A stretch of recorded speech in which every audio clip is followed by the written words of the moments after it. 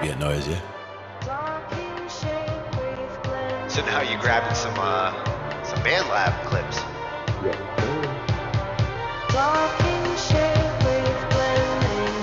Now for me, that would also be something where I would use like volume automation and like bring that from the bottom, like bring it in and then bring it back out. And these are the kinds of sounds you can stretch.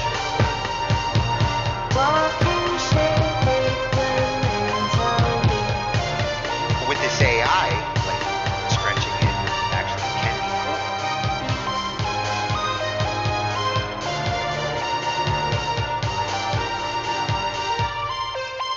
Oh, that was perfect for the interlude too. Ends it right in the right I spot. didn't even notice. 40. I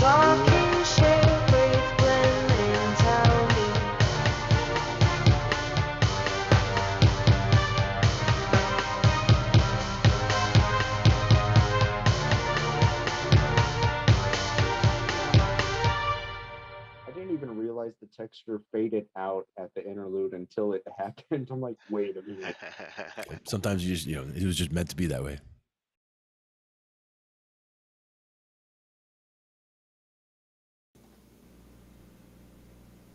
And that's how you know. You know it's Thursday. Just meant to be that way. Sometimes. I think that's a better line up there. We can actually see the hands a little bit. But we'll have to see how it looks with the other. Looking like the Palmolive hand guy. Little piano hands going on there. Yeah, I would change it though if we were doing something where we need to see specifically what I'm hitting. I could turn the cameras a little more close in, but we could also do that because that way it's looking right at the keys. So that should be pretty good. Nice. But then when I'm looking at it, I'm kind of over here. So I'm not paying attention while we're looking there. But as long as the volume is good and we're seeing the ridiculous, that's a good thing. Yeah, I got a little visualizer too. Yep, spectralizer at the bottom there. And there were two of them. The other one is kind of, I'm not sure. I don't really know. I mean, I definitely have a deep voice. It tells me that. But it's alive. It's alive. it's like I'd have to get down in there. Find my way into there. If only it were more comfortable to be down there, but no. I think that one is a special occasions only. But yeah, this one's kind of cool on the bottom. And the funny thing is it doesn't read my voice. It reads everything else except my voice because it's reading off, I guess, the system volume, and it doesn't consider my voice being in with that. Oh, yeah, because your voice, as far as what it's reading, it would want to see the microphone for your voice. Yep. It's picking up the desktop audio, which the only way you could pick up your voice there would be to set the microphone to monitor. Yeah, and that's where we start getting into the whole self-looping and weird audio issues, and that's where it's like, well, maybe not right now.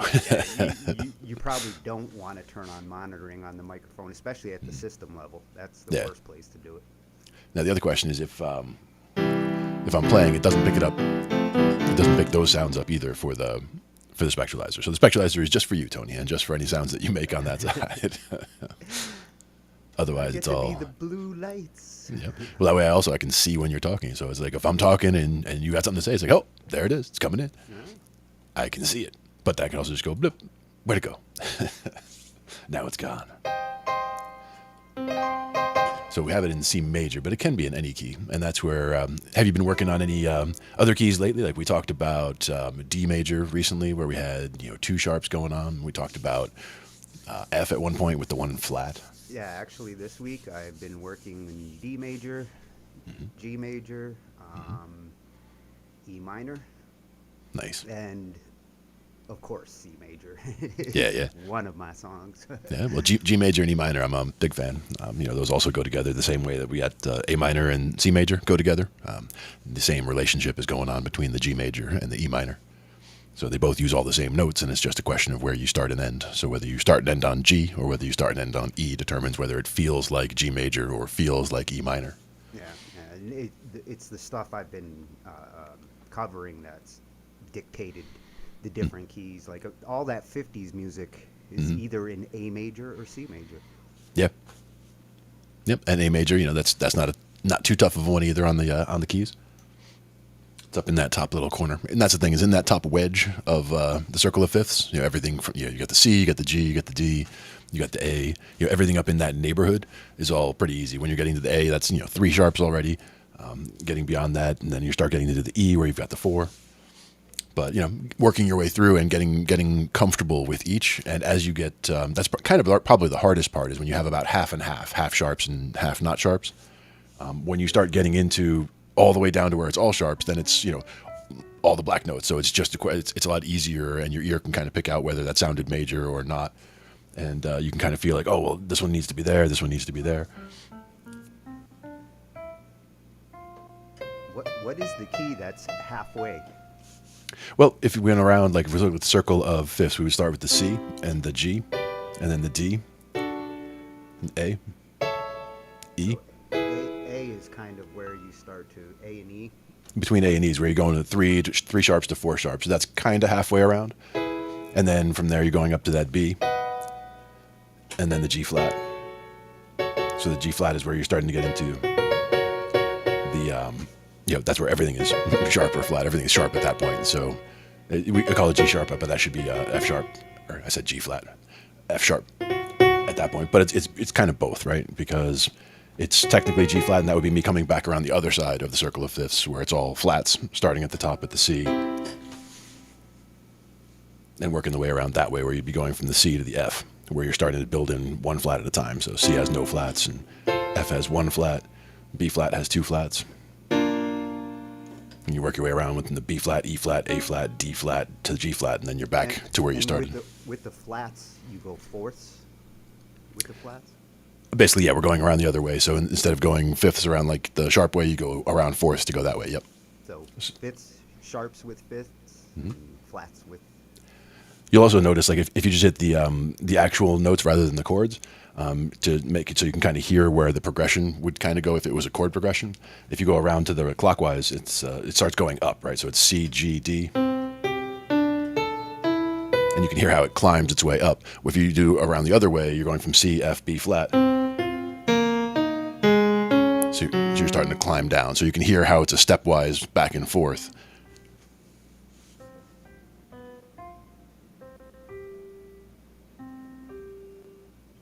Tricky part is that you're right into the flats immediately. So you're going from the C, F, B flat, E flat, A flat, D flat, G flat. Oh, I see. That's what you're doing. We're going right down from the CF to the B flat, E flat.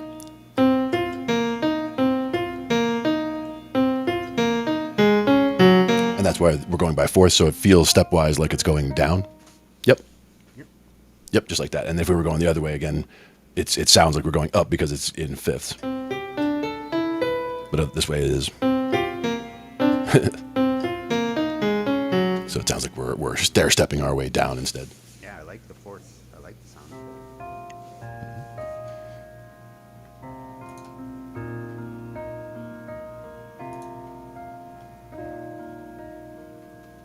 It's moody. Yeah, nice. I always like the 4 too. The 4 does a lot of times feel not necessarily undecided, but it doesn't necessarily feel as decisive as some other sounds will. So that's why you'll have sometimes a sus4. It is a common chord that you'll use, and that's where you're putting in a 4 instead of a 3. So you're not using the major or minor third. You're using the 4 instead of a 3. So like in the key of C, you'd be doing with you'd be using a C and a G, but you'd have an F instead of an E. And that way it sounds kind of undecided. And that's a sus4. And if you use the D instead of the F, that's a sus2. Yeah, both of those, we're doing those instead of the 3, instead of the E in the middle. A little different. Yeah, exactly.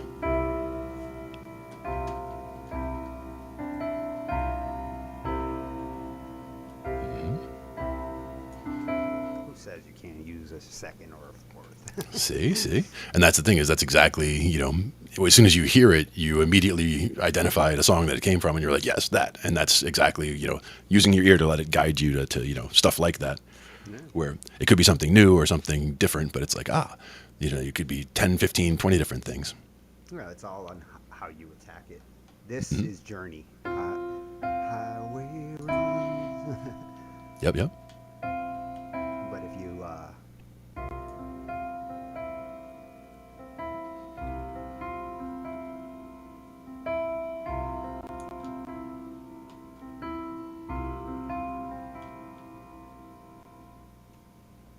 little bit of bounce in there, yeah.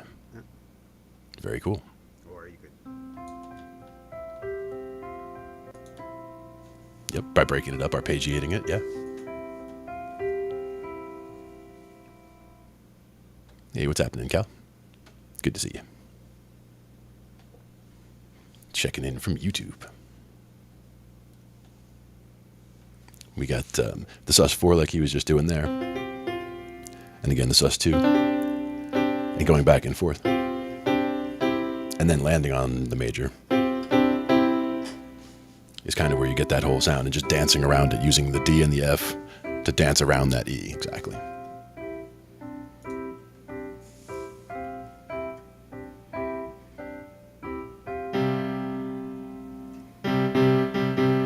And down there, I would just usually be hitting like a C and a G, because that's giving you a major, you know, hitting the root in the 5. Nice bit. Yep, it just hangs out there. And Jason. What's happening, Jason?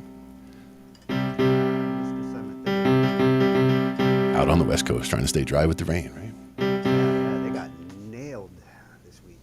Mm-hmm. Hope he No wasn't more in the drought. way of that. But definitely too much rain at one time, for sure. Sopping. It happens. We'll play the Don't Rain song with the sus4 in there. The suspended 4 to try to suspend the rain, right? The Don't Rain song. Don't rain. Don't rain on Jason's parade. Yep. Perfect. And that's exactly when we use the sus4 and the sus2. Go back and forth like that. Hey, Rough Guitar Studio, how you doing? We're doing a little keyboard stuff right here, but we'll get some guitar in here as well. Yep, Meatloaf. Yeah, Good yep. call. You are right, my friend. The Meatloaf. But I won't do that. Yep. Oh man, he's pulling out the No Rain for sure. Now that's one I used to always love to try to just like whenever it would come on, it just always put me in a good mood. No Rain, that one. Oh, you talk. All I can say. Is Yep. that- Yeah. That's He the had one. Such an interesting, distinct voice. Mm-hmm. It's a shame that he died young. Mm-hmm. Yeah, Blind Melon. But that was one that I always enjoyed. Even just the imagery that they use in the way the words are written, I like that too. Yeah, always very hippie-ish. Mm-hmm. Watching the clouds gather rain. Yeah. Good stuff. And with songwriting, that's another thing, is just as far as, the way that we put things together, it's not always about the words or about the way the chords come together or about the melody, but it's about how all the elements combine. And sometimes one is more important than the other, but most times they all, are a factor. So it's important to, to really sit down and kind of hang out with each of the parts of the song to see, that they all fit together and that they all, have a place.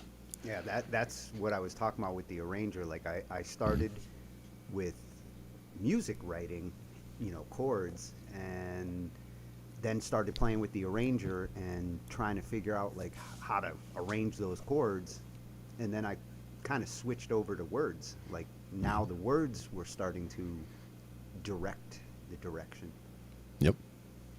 And that's the thing, is sometimes with a lot of the stuff that I work on, and a lot of times it's pieces that people have started, but they usually only have either some chords down, or there's a guitar track and maybe some drums, and we start from there.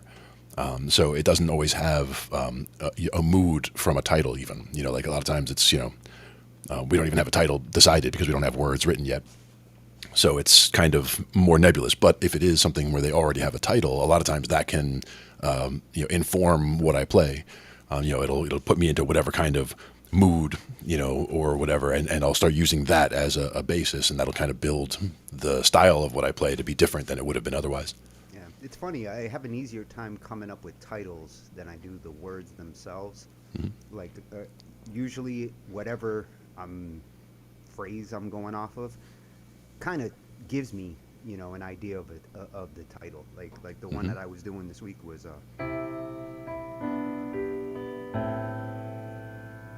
Nice.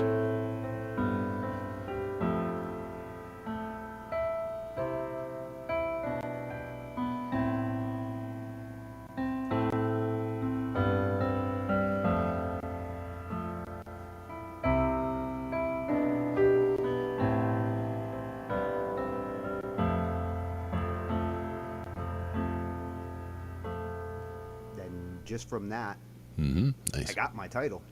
Yeah. I haven't figured out the words yet, but I've got my title. Nice. I like that walk down. Yeah, It's a good feel. It's you can do it so many ways: happy, sad.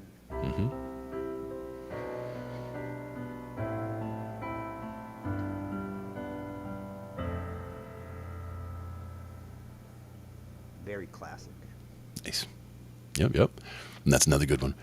A lot of times we focus more on ones that kind of go back and forth, you know, the 1-4-5, the 1-6-4-5, ones that go around in a loop like that. But I really do like ones that cadences that do just kind of step down, whether it's like that or the step up. Sometimes you build from, you know, the 2 to the 3 to the 4 or something like that. That has a very building sound to it, going from like a minor 2 to a minor 3 to a minor 4, so like a D minor to an E minor to an F major. It's got like a very, you know, it's got an uplifting kind of a sound to it. Going in that direction as well. Title stuff. I know what you mean, those. Yep. But a lot of times the title, like I said, does kind of help me have a starting point, a direction for the mood at least, or the, you know, the intensity even of a song, because, you know. And like him, I've given songs titles and then watched what people write to the music and totally other direction. Yep. And that's why a lot of times, for me, a title is more of a, you know, a temporary thing even, because again, it can end up, the song can end up completely different than where we started. And that's where, you know, it did seem to fit, or it was the idea that I had at the start, and I could still go that direction with it. But if it started to become something else with other additions, that's cool too. You know, now it's something new and we can give it a different name because it's got new life as a new thing. As long as you don't call it Untitled.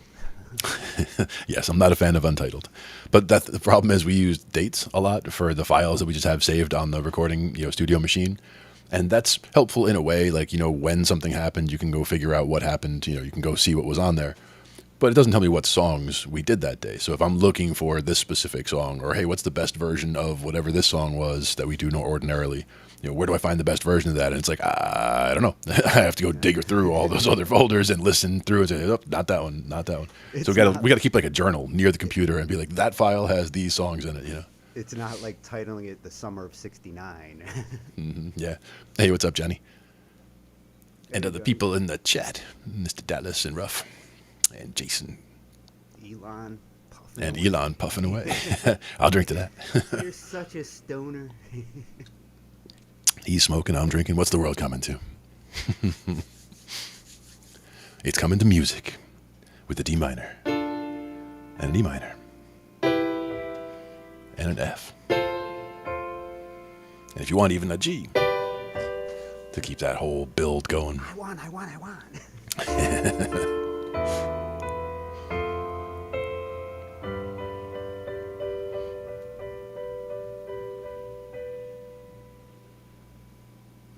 That has a nice build up.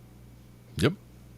Similar idea. And again, a million ways to slice it and dice it so that you can make it, like you said, you could be happy, it could be sad. For the most part, it feels happy just as because of the direction. Especially for minor chords. I mean, Oh, yeah.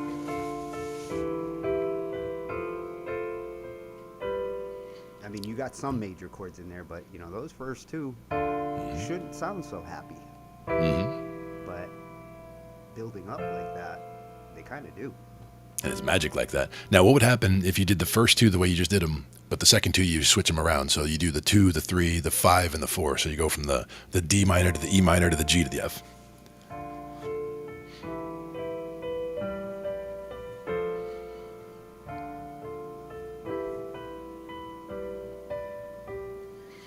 Because then you got the going up build sort of with the minor chords and the going down, you know, with the major chords. I think I do like the straight build better, but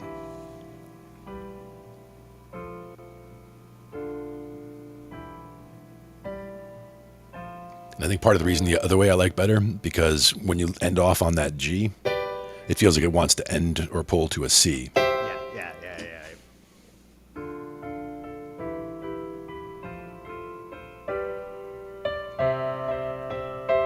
Yeah. Then how about an F? Yeah. How about it? How about it? Exactly.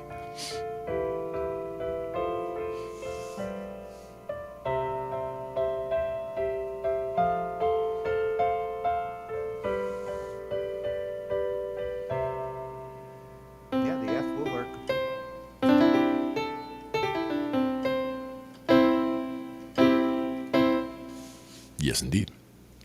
I'm a fan. And again, that's just taking all chords that are in C major, and all we did was start saying, hey, we want to do a build going up. So I said, let's start at the 2 and work our way up. And those are the chords of the major scale, where instead of the C major, we started on the D minor, and then E minor, and F major, and G major.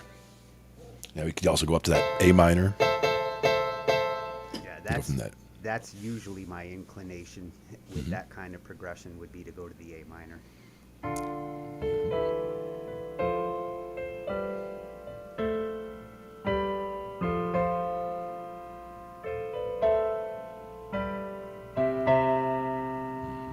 Yeah, nice. And that's the beauty of just, understanding the chords of the key and, being free about which ones we use where, But we know who's the asshole, right? Knowing your relative minor. And, yes, And we know who's the asshole. B. second is the asshole. That guy. That guy. We say no. B gets a bad rap in C. He does. And there's a reason, though. Because nobody, that's the half diminished right there. So that's just the B, the D, and the F. So no black notes. It's all just B, D, F. Because those are all notes that are, those are all notes that are in C major. But it's the worst sounding chord in C major. Yeah, B sounds much better with F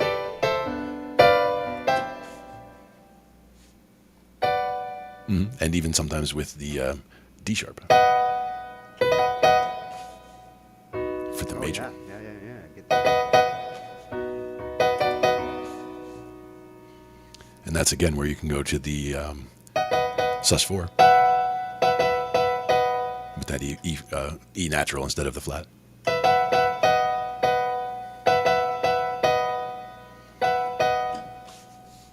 You get that suspended sound again. What were you doing there? I was doing from the E flat. This are actually, I guess it was the D sharp we were saying, to the E instead. So B, E, and F sharp. Oh, I see. Yeah, the E. Yep. And you can even go down to that C sharp. So it's the same move we were doing before. We were taking the 3 and going to the 4 above it, the 2 below it, and then back up to it. That's nice and deep.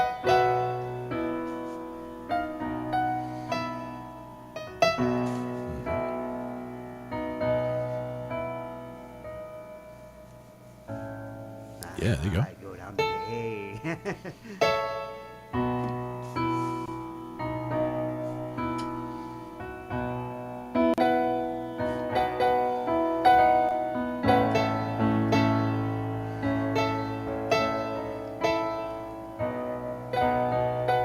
that works nice with the B and the A. Yeah, it does.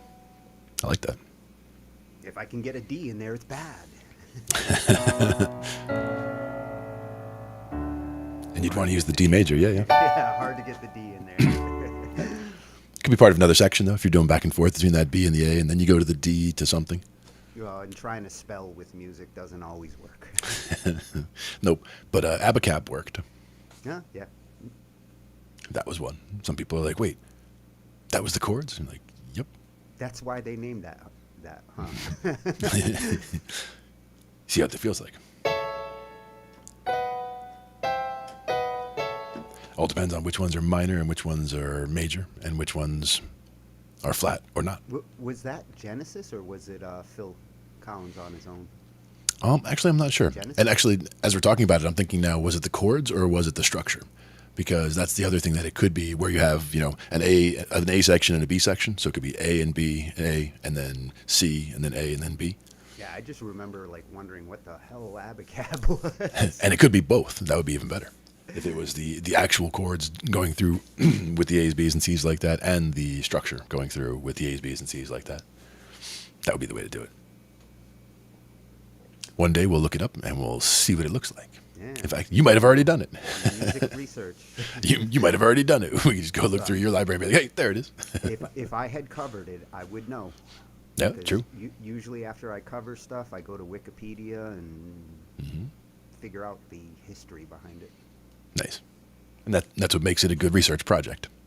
It's the extra learning. When you're trying to learn a song, it's one thing to learn the parts, Hmm. but when you learn the motivation behind it and the history behind it, it really starts to fill out, you know, Try to really what understand the song. Yeah. yeah, what the song means. Hmm. Very cool. Yeah, speaking of Phil, like when I did Edge of Night, you know, Hmm. I can feel it come, Yep. Yep. and when I went looking through, I Is that for, in the air tonight, or is that? or In the Air Tonight, yeah, yeah. Yeah, yeah. For years, I thought like people would tell me he wrote that because he saw someone drowning and he saw someone kill someone, and Mhm. that was like the folklore for decades for me, thinking like, wow, he wrote that about that, and it turns out it had nothing to do with any of that. He was going through a nasty divorce. Hmm. And after learning that and then listening to the song, I'm like, okay, I You can see where it came from. Yeah. Yeah, yeah. Hmm. He was like, you know, he was drowning. When he Hmm. says drowning, he was drowning in the divorce. Hmm.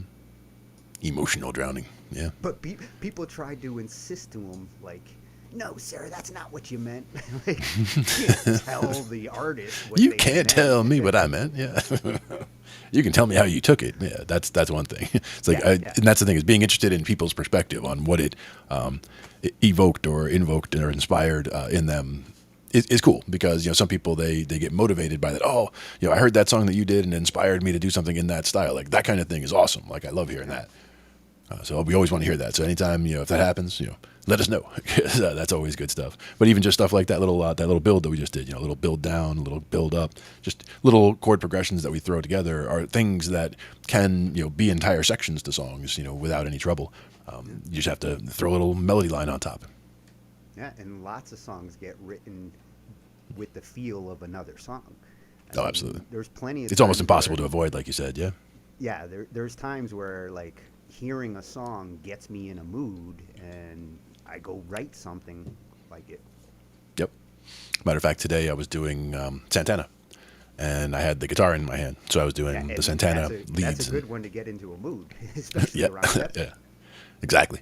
And Pepe's usually going to be doing the leads on those, but just to actually get them kind of under my fingers, kind of get more of a feeling and understanding of where they are, where that phrase is on the neck, or how easy it is to pull that little part off, for example. Makes it easier where when I am playing bass, I'll understand better what's coming up, and how it all comes together essentially in that solo. It was kind of cool. Samba Pati and Evil Ways, Black Magic Woman. It was just a whole string of it, and it wasn't any particular songs. It was one that I had seen. One of the people that we've looked at before. I'll find it in a minute over here. Had backing tracks for they have Grateful Dead backing tracks and Santana backing tracks and all that, and it was one of those Santana backing tracks that kind of caught my eye. So that's what I started, checking out, and that was a playlist that had a mix, 50 songs in it. So I just threw that on, and it was like one was, a lesson like that, but then the rest were basically like just YouTube videos of, this Santana song and that Santana song and other songs from other artists mixed in as well. But just a good playlist and just good random, throw stuff on and play by ear and have fun with it, and turn that into a practice session. You know which one I want to do from Santana? The one he did with Rob Thomas, Smooth. That was one of the ones I did today. Yeah. Yeah, that's It came up like 2 or 3 times in the mix, because that is one of the ones that comes up frequently, and that's one of the ones where at one point I was singing that in the Pepe band, I'm out there for that, and I'd be over by the keyboard because we had Jeff coming out and doing the leads on the guitar. But now with if Pepe's doing the guitar parts, then Jeff can stay on the keys, and ideally I'd be able to play it on the bass while singing, but that is still tricky to me, so I still have to work the 2 parts together, because I can sing it, or I can play it on bass, or I can play it on guitar.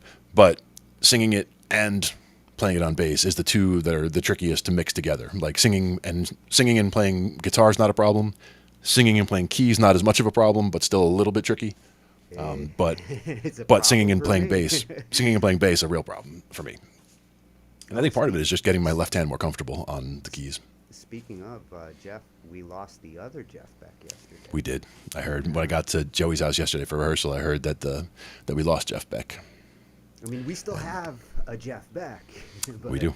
that We have was- Jeffrey Beck. Yes. That was the other Jeff. Yep. And we played a little bit of Freeway Jam when we got to rehearsal yesterday. We did a little bit of Jeff Beck, a couple different songs by Jeff Beck when we first got started at rehearsal. I was looking at Superstitious because he did an awesome version of that. Nice. But That's a good one. It's hard to. I did Stevie Wonder's rendition of Yep. it, which Yep. one of my favorite covers ever. And that's where even if you can just get the bass part together on keys, that's awesome to teach you that feel. Getting that kind of that slappy feel together and getting that sound also is you get those two things mixed together and you get that working right. You can just hang out and just do that for hours and people would listen to it because it sounds really good. Yeah, it's one of the first ones where I started to actually utilize brass in a way that like actually is like brass. I'm trying to remember asses. I think it's in the 40s. 46. Let's see. Harp. Nope. It's in there somewhere. Strings and voices. There we go. Now the synth brass I'm not usually a fan of too much. That would be pretty good though for 80s stuff though, I must say. or Europe. Yeah. Countdown.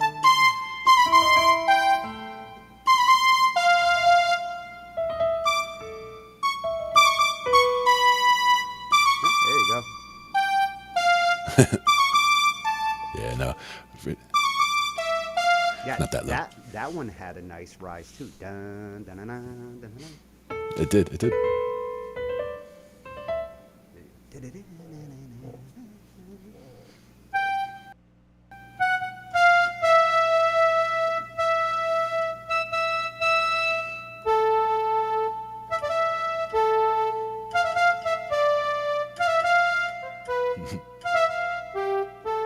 Yeah, close. I think it's the A-B probably. That was in A and then in E at the top. Like that's the E at the top. And then E at the bottom. Or A at the bottom. And right after I turned my meticulous off. Like,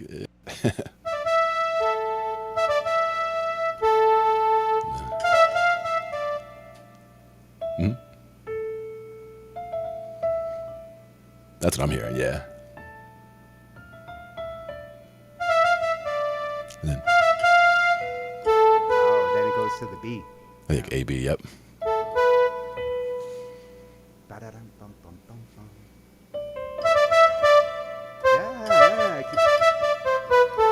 Yeah, I can actually hear it out. And, I'm starting to pick up on your whole play by ear thing. When you go slow and you get into the general area where you get one or two notes right. Yep, you focus on It that. starts to get easier to figure out the bigger jumps, the thirds or the fourths that you have to move. And in this case, the fact that it is kind of hanging out in one key makes it a lot easier too. Yeah, it pretty much just sits on that A. Yep. But once you get that little feel of that little riff in your hands, then that whole song, even if you're playing it in a different key, you'd still have that idea. Like you still get where those notes are relative to each other. So it makes it easier to kind of reproduce. I mean, I'm not even sure if that's the right key that it's in, because it sounded like it was B and C when we first did it. I can say I used to play that one actually way back. We didn't play the whole song, but I always liked the intro. So we would play like variations of it. Nice. Because I don't think my guitarist didn't want to do that like solo. Right. It does feel more right in A and E. Pretty cool. That is the key that we would play it in. Yeah. And again, it could be any progression, but like just once you get a feel, whether it's something like that, just kind of feeling it out, like you said, by ear. It's a song that we know.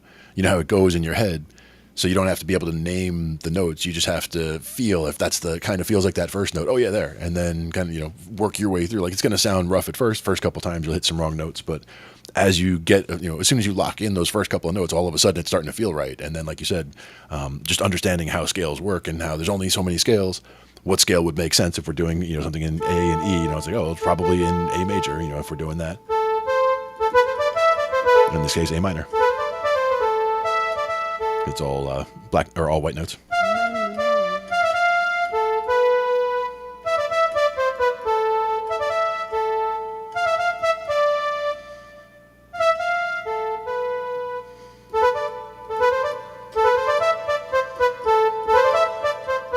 A little roll up. It's a little baroque-ish. It feels a little Bach-y. Yeah, there you go. Now that's one where people love to call the canon progression. Canon in D, I guess they would usually do it, but some people do it in C. I mean, I guess there's...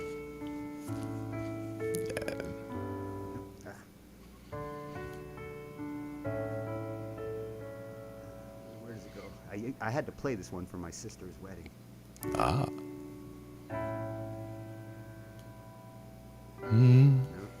See, I keep going. I have a song that has something like that. I keep going to my chords instead of. Can't remember canon in D anymore.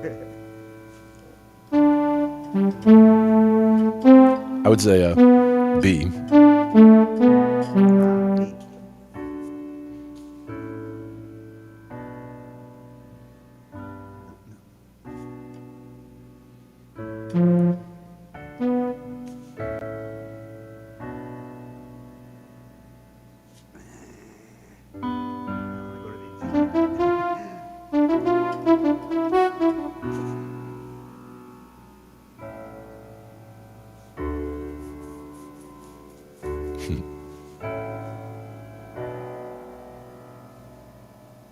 Fourth fucking chord. I want to say it goes to the 3 at some point unexpectedly, the 3 or the 4 chord, which if it's in the key of D would be what, the F sharp or the G? Yeah, it's D major.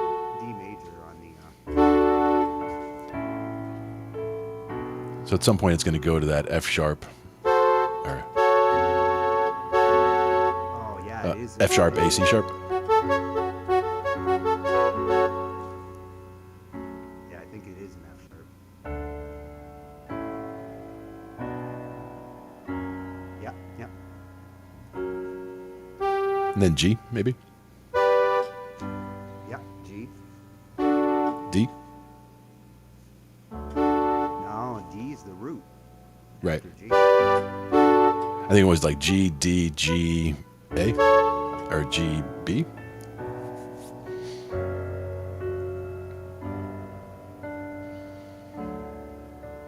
Oh yeah, back to the G. Yeah. There you go. You got it, you got it. Nice.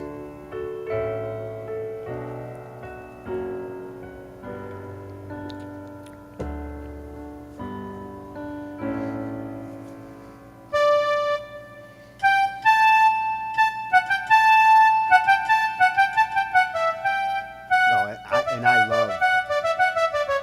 I love the solo on that. You know. Yeah. It's hard as hell to play. But that's the thing, is get your fingers in tune, and it's, like you said, awesome to hear and awesome to play. Yeah, it's awesome to play on violin. The sound of it. Yeah, definitely. One of my favorite early pieces that I learned, and green sleeves. Yeah. Green Sleeves is a good one. I want to say I had an old watch that played Green Sleeves, like way back when I was a kid. Yeah, I had a music box. That's how I learned it. Yeah, there you go. Now, one question is the how loud is the percussion compared to, this is the brass? Like comparable, or is one super loud than the other? Yeah, they're equal. Okay, good. 'Cause I think I had it like at a pretty low level to keep them relatively balanced. But that's also then also not too loud, right? Yeah, Shakira it up. Not even sure which one that is. Let's see. Oh, that's World Pop, the default 0.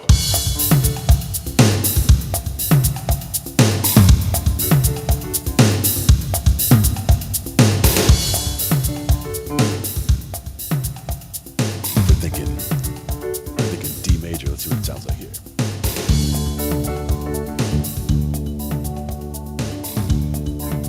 Yeah, D major is where I started. And then maybe up to a G.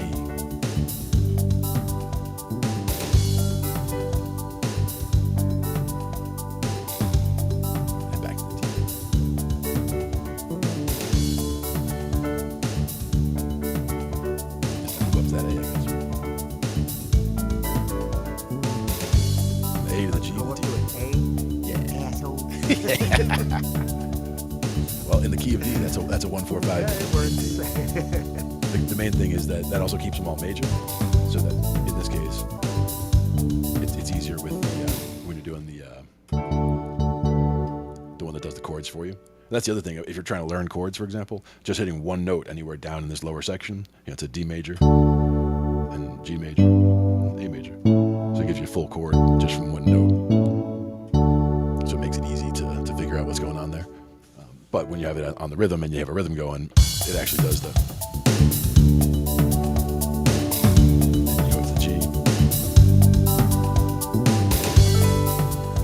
D. Yeah. Then A. G. Then D. And that's the kind of thing that we could throw that into the looper, which I was messing around with the looper pedal with Joey. Sorry. I was messing around with the looper pedal with Joey a little bit yesterday and brought it back over here. It got me back interested in using it again. We talked about a couple different ones, right? Like the one that we... You got the 300, right? Let's see, where are we here? This one. Yeah, that's the 300. This is the 30, the RC30. Oh, the little guy. Yeah, well, it's not the smallest one. This is the one that's it's 2 pedals across. I'm trying to figure out where the camera's looking. But yeah, this one. See it. Yeah. Actually, I could use the other one. It would be even better to see it. Let's do it that way. Gear horse. Gear horse. Bring up the big, what would be the belly cam normally? That one. There you go. A little bit bigger. So that's the, it's still, it's not huge, but it's basically twice as wide as one of the regular, stomp pedals that you'd have for a guitar. It's like 2 of them side by side, basically. But it allows you to do 2 separate loops that each have their own separate volume slider. And you can also have a rhythm with its own volume there, and you have the input volume of what comes in. My favorite part is the fact that you can plug just all kinds of shit in. So there's there's 2 ins, 2 outs, quarter inch. I see a USB there. There's a USB right there. Yep, and that's actually how I was able to load a bunch of songs in there. So I have loops in there that are a Fish song that I like, or a section of a Fish song that I like as a loop, and a jam track in this key, or a jam track in that key, or just a drum track in this key, or a drum track in in that style. To have a bunch of shit in here to just practice with, because I could just take my bass and plug it in, or my guitar and plug it in, in the quarter inch, and then plug headphones in and just practice, along to what's in here, because it takes 6 AA's. You can run it off those, or you can plug in just a standard 9-volt power that you use for and your XLR a pedal. has phantom power? And there's an XLR here. I believe it has phantom on as well. Yep, right on the back there, a little phantom on off, so that you can you can phantom it up, and you can just sit there and you can plug a microphone into it as well. It has effects as well. Like if you looked over here, there's like reverb and chorus and stuff that you can add to stuff. And again, it's just when I brought it over, Joey was like, "That thing's a freaking spaceship," because to him this is more complicated than most of what he's used to dealing with, because mostly he's dealing with single pedals. On the looper side, that's a good starting looper to not overwhelm yourself, because like the 505 is very advanced. And that's the one I want to get to, where it's got 5 separate loops instead of just 2 separate loops, where you can build layer upon layer in each. In their case, in 5. Yeah, but when somebody like Mark Rebele uses them, like the 505, it takes a moment to wrap your brain around how much it can do. I mean, it really. But you can also learn. Everything. You can learn a whole lot just watching somebody like Rebele using it, though, because if you see him do it, and then you're like, wait, and then if you had one sitting there, you could you could fumble your way through what he's doing, in a similar fashion to get the idea of it at least, and you'd be like, you'd amaze yourself at how cool the stuff that you can come up with is with something like that. He makes it look too easy. It's like, I mean, he's got a lot of practice with that. Easy. It shouldn't be, but damn if it ain't. Yeah, he makes it work. In his underwear. Yeah. Like wearing a robe or in his underwear. Up, he's like, I just got up and I'm gonna make me a stream song. time. Yep, and it's new every time, because it's he's making it up as he goes. And I did have an idea for that as an inspiration idea for anybody for like songwriting stuff. Having just objects around that, whether they're significant to you or whether they just give you an idea, whether it could be a shell that makes you think of the ocean, or it could be, something, just random, whatever. It could be a nail that makes you think of construction, whatever, just some things sitting around that remind you of different things, so that while you're playing, you can look at one of those objects and kind of home in on that feeling. and kind of, pull some of that feeling into that part of your song, so that it's not always like, if it's a sad song, it's going to be sad the whole time, but you can add different elements of sadness to it from different aspects of things, or a happy song, pull different elements of happiness from different areas, Yeah. So just an idea for songwriting stuff, and it's also for it helps in a lot of different areas. Just having inspiration around you in various ways or in various things And to give you going directions back to go. What we were talking earlier when it comes to titles, Yep. emotion is like Yeah. usually the starting point of Yeah, songwriting. Like I either am in the mood to write a happy song or a sad song, and or a scary song. Yeah. That was my go-to in the old days, was scary music. a lot of times to me, I would even just start with a note, and it wouldn't necessarily be me before sitting down at the keyboard knowing what I'm going to start with and knowing what I'm going to do, but more sitting down and just kind of noodling around or whatever, getting warmed up. And that's where one of those exercises that was like, where you're just kind of going back and forth with all the fingers on the one hand, like basically hitting. Yeah, it's the 3 black notes that are together, and then whichever note is comfortable for the pinky and the thumb. For me, it's the E and the C around them, and it doesn't sound good, but it's just. Yep. And that one can be B or C, it doesn't matter. I think it's better with C. Yep. And doing it, down the hole. and trying it with both hands also, because both hands, same position. And that one sounds weird because it's down at the bottom. And it does feel right with the C, especially on that one as well.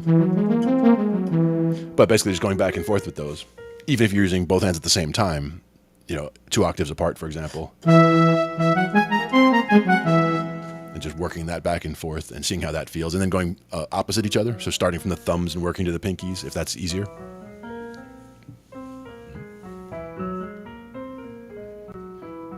a good way to get the hands synchronized. Exactly. And it doesn't actually feel uncomfortable. Yep. Yeah, my thumb and my pinky feel aligned. Yep. And then the other thing would be to trying to do a reverse, where you're basically starting, where you're going from the thumbs out to the pinkies and back to the thumbs. Because then you're actually using the same finger on each hand, working your way from the middle out, essentially. That patchwork's good for that progression. Yeah. Feels like a 80s kind of sci-fi Yep. soundtrack.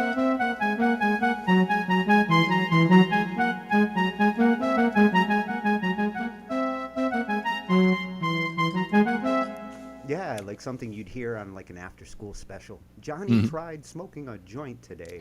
And this is what he felt like.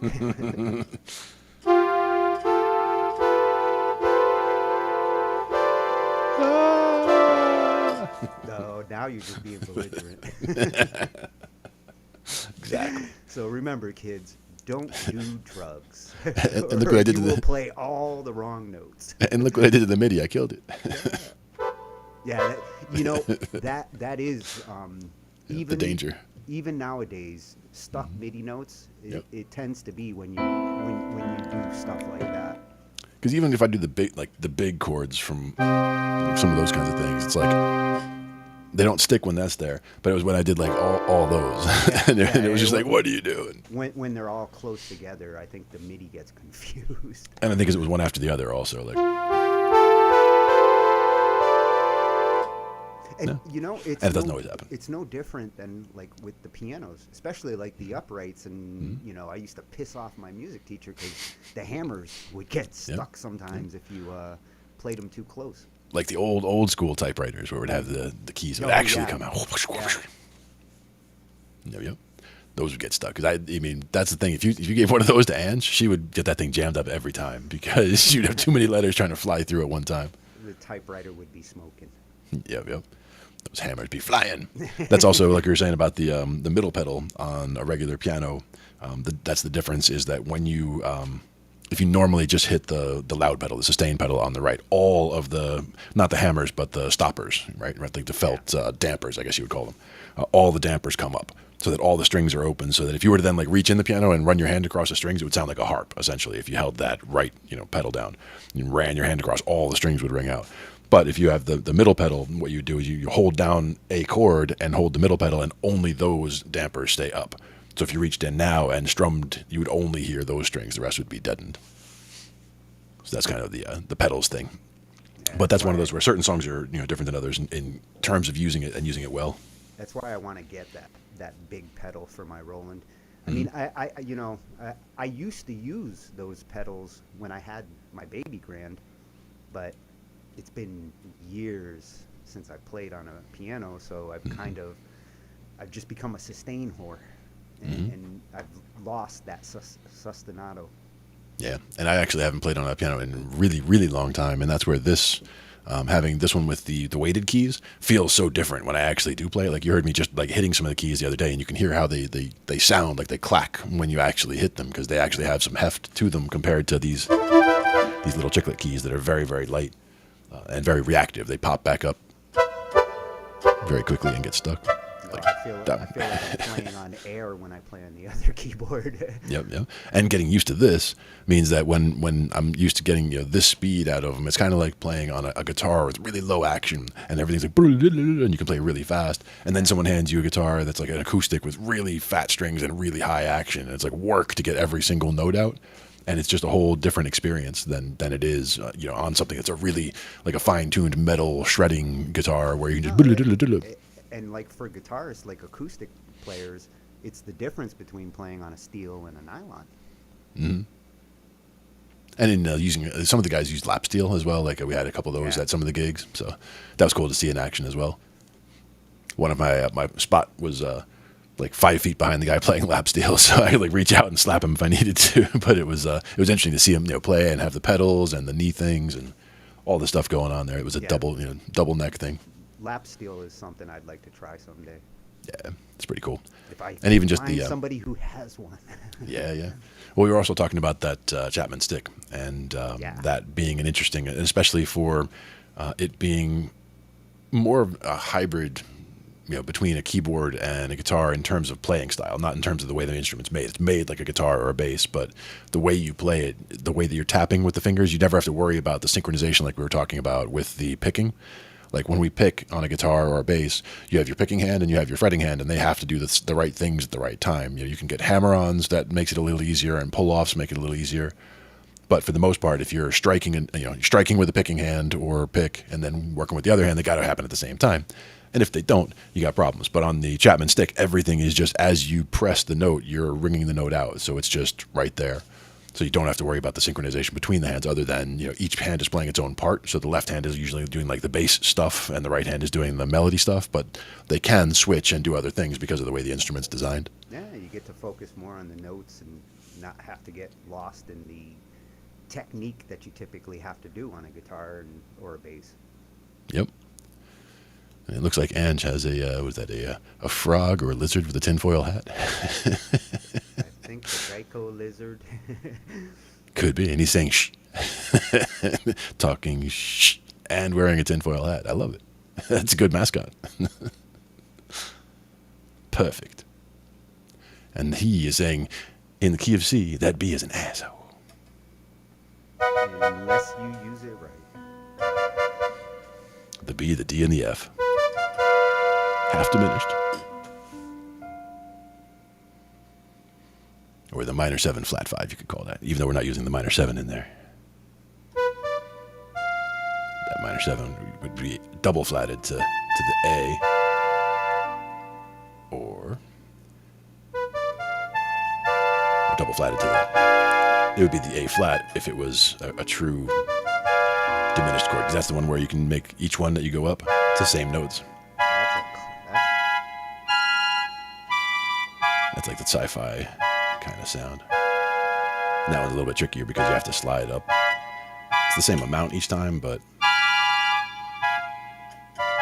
that's one that's fun on the guitar because it's just taking the same position and moving it up, where on the keyboard you're doing different hand grip essentially for each of those on the way up.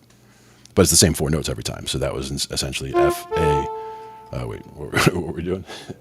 Yeah, B, D, F, and A flat. And that A flat is technically a double flatted 7, which is actually a 6, but that's for the diminished, the fully diminished. The half diminished would be the minor 7 flat 5, which would be the B, D, F, A, which you'll hear in songs as well. But the fully diminished is the one that really gives you that very different sound, and that's what makes the 7 the asshole, is that is what's supposed to be the right chord. But even just doing the B, D, F, A, that keeps it all in the key of C, for example.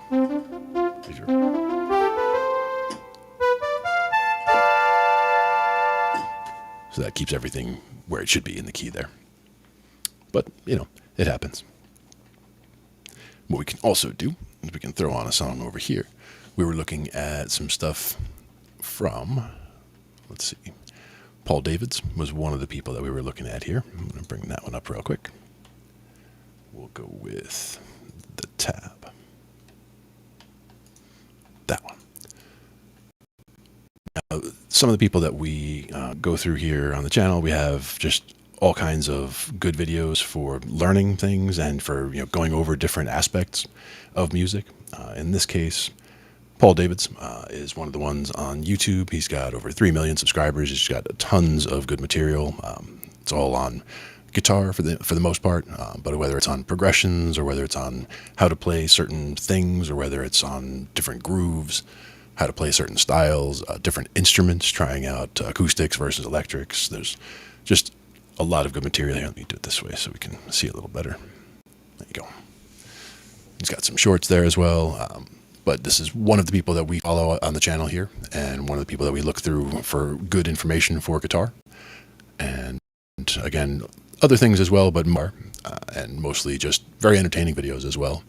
He has one on looping right here that's a really good for figuring out how to use a looper, how to get started with a looper, the kinds of things that you can build and get started with over there. We also were looking at, one I mentioned the other day was Jeff Williams guitar, and with his I was looking at the Grateful Dead backing tracks.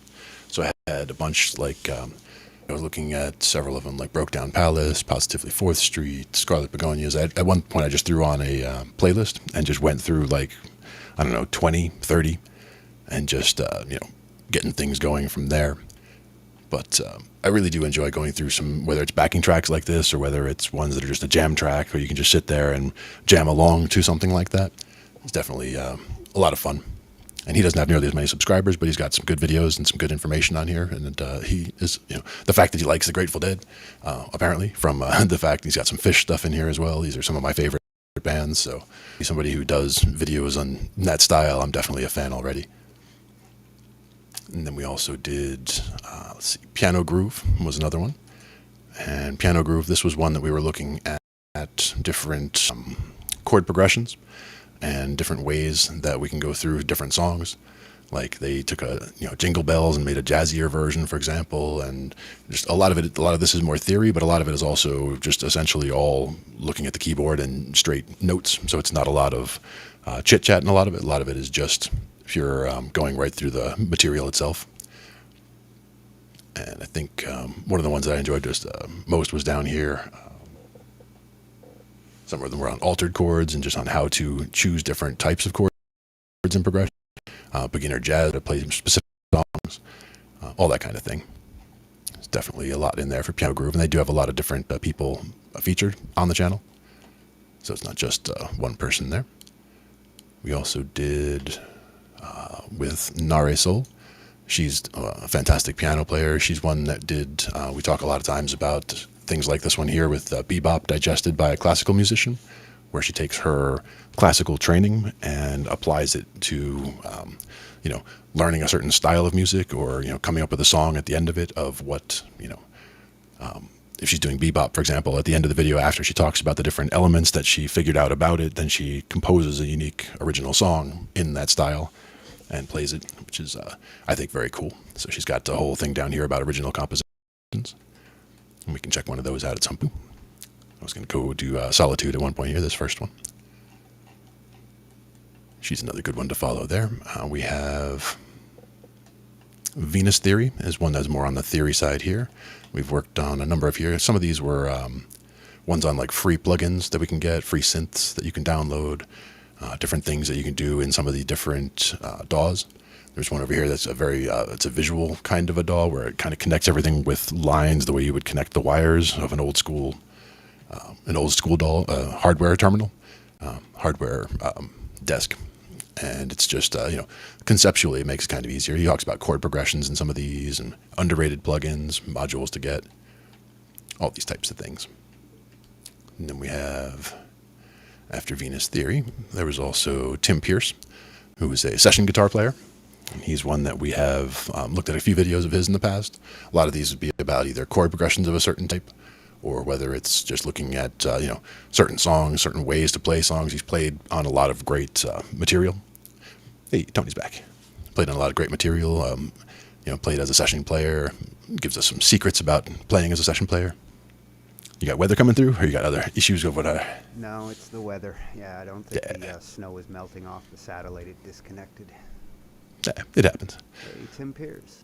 Yep. I was basically just going through each of the different ones that I've got here. I wasn't sure which ones we have in our channel, like where we were starting to go through and get them all in there, but these are probably all ones we've talked about before with Paul Davids. You got to play with Joe Cocker on Have a Little Faith in Me. That's... that was one of the ones that caught my eyes recently, too, yeah. I love that song. Yep. He talks about different guitars, talks about, different ways of doing recordings. Just whenever you see any of his videos and you see the wall of amps and guitars behind him, it's like, yeah, he's got some nice toys back there. He's a gear Any of these, yeah. In that little studio he's got there, he's got some really nice stuff back there. And just any of the videos, he just starts ripping right into stuff. And he's got, again, beautiful guitars, got great playing technique. And the fact that he is such a sought after session player is one reason to see what he does and what you can learn from it. And he just looks like he always has such a great attitude too. He just always has that smile on his face. He's always having a good time, and he just sounds amazing when he's doing stuff there. Oh, and he's a hell of an arranger. I mean, he knows how to arrange a song. Yep. And then the last one I had over here going through was for Scott's bass, because we hadn't talked too much. I mean, it wasn't really a bass lesson today, but just as far as resources on the internet, this is one that I would recommend to anybody learning any instrument, honestly, because it's not all just about the bass. You can take a lot of the stuff that you could learn about bass if you're a beginner on any instrument, especially a stringed instrument like a guitar or a bass. They have excellent resources here, and learning stuff on a bass, a 4-string bass, would be the same as learning the first 4 strings on a guitar. So you're able to apply that knowledge directly over. And even if it was all keyboard that you're trying to learn, you could still apply a lot of the theory knowledge to it. But again, just a lot of great stuff there for bass, and I recommend bass to anyone anyway. And I know Tony's on a path for bass this year, so we're going to make sure we're making sure he goes there. We also had talked about it for bass while we're on the same tab there. We're talking about Ellen Plays Bass. Was also one of the ones we talked about. Yeah, she's my little hero. Yep. She put a new one out the other day that was, what did it say? I think it was Funkadelic, maybe. Bootsy Collins. She was doing a Bootsy Collins bass line, and it was like, I knew I could do it.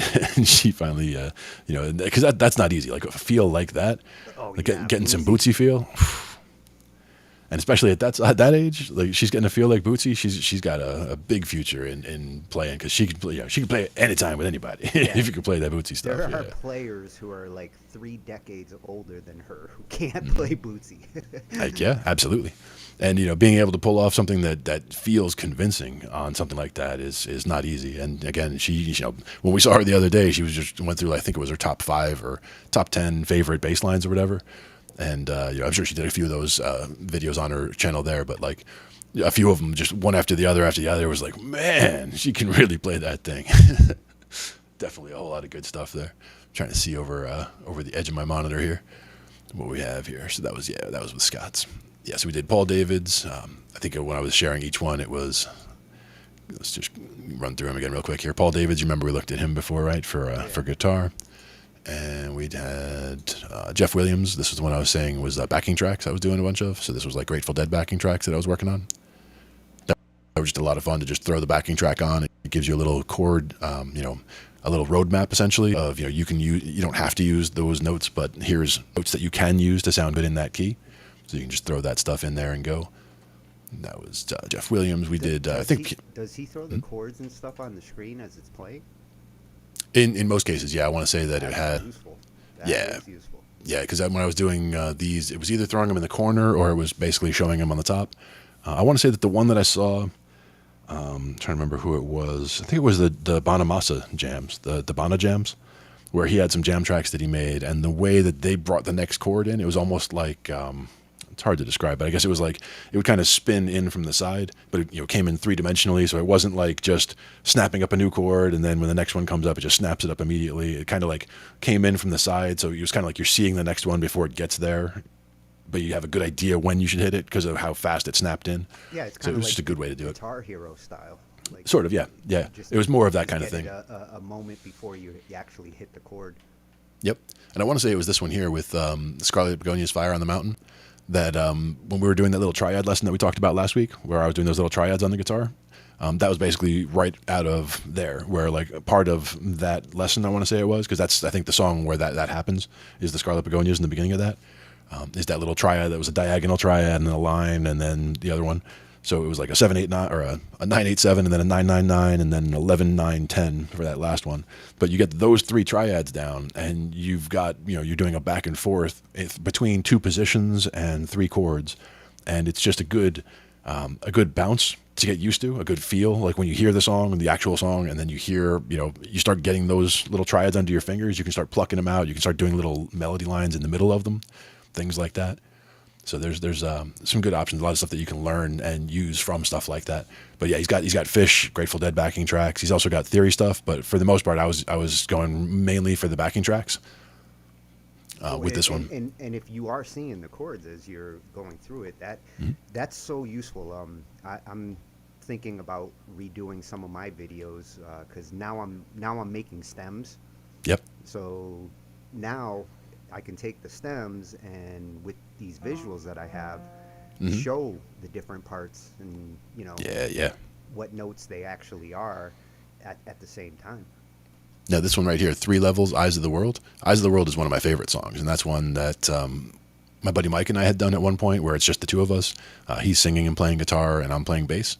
And we're just jamming at his house, like around the dining room table. It was just the most relaxed jam ever, just the two of us hanging out playing. And it just came out so nice. And I've obviously seen the video, and it was probably a while ago, but I would definitely go back and check it out again because Eyes of the World is, again, one of my favorite songs, and I love his approach to the way he shows stuff. So if he's showing you 3 different levels of playing, that's giving you kind of insight on different levels of where to take the guitar playing to get those kinds of sounds. And in a lot of cases, some people are at different points in their path. Some people already know the first 2 and don't know the third. Some people don't know the first or the second or the third. So like different people will come away with different amounts of learning, but pretty much anybody can learn something from any of these. Positively 4th Street. Oh yeah. Good tune. Yep. That was the one I just, I think those are the 2 I listened to in that playlist today, or today or yesterday. I think it was earlier today. A bunch of those, Broke Down Palace, Positively 4th Street, Scarlet. He did Chris Stapleton too, Tennessee Whiskey. That's Oh, a yeah. popular song. Yep. One of my most forked in my library. Yeah, it's one of the ones that the country bands that we work with, they definitely do that one. Yeah, a lot of new BandLab users, when they first start forking my stuff, Start from there. That's their go-to. Nice. Now, another one was Piano Groove. I'm not sure which ones we looked at from here. I was talking about a few of the Theory ones. I was just on this the other night. Nice. Yep. Because once we talked about it, that was another one that we talked about at some point. These 5-minute master classes down here are really good for just giving you a quick little something. If you don't have, if you don't want to get like involved in a whole thing, you can just do a quick little lesson. I love that. Seeing his hands along with the second keyboard lit up. Yep. So useful. Exactly. It's a really good technique, and that we can definitely learn from. I mean, again, this is just a kind of an editing thing where we're already capturing, like if we're capturing the hands of us playing, if we get the camera in the right position overhead, get the hands playing, and you get the, the Meticulous or the, what was the one you used again? Key station? Key station. I Okay. think it's- Yep. Yep. Keysight. Keysight. There you go. Shout out to the visuals there. But using things like that to be able to see them, and then being able to just go back, edit, and just be able to match them up. video editing magic, can make it happen. But it's one of those things. I wish the makers of Meticulous would partner up with Keysight, and I'd love to see the note data that I get from Meticulous with the pretty lights that I get from Keysight. Sure. And that's something that we probably could do. I have Meticulous and you have the other, but it's a question of if they would be happy together. Yeah, I've tried to run them together. I can if I use different computers to do it. Gotcha. But if I try to run Meticulous and Keysight on this machine, Keysight is heavy. It's just all that this machine can do to keep up with Keysight. Once I add Meticulous to it, it just chokes the machine. Right. Now another one was Nare Soul. We've definitely talked about her several times. Love her. Yep. Warm up exercises. This first one here, warm up exercises that sound pleasant but make a difference. That's a great place to start with if you're trying to get your hands stronger, get more flexible, get faster, being able to play more things. Exercises are really good. Learn from her because she is studying it all.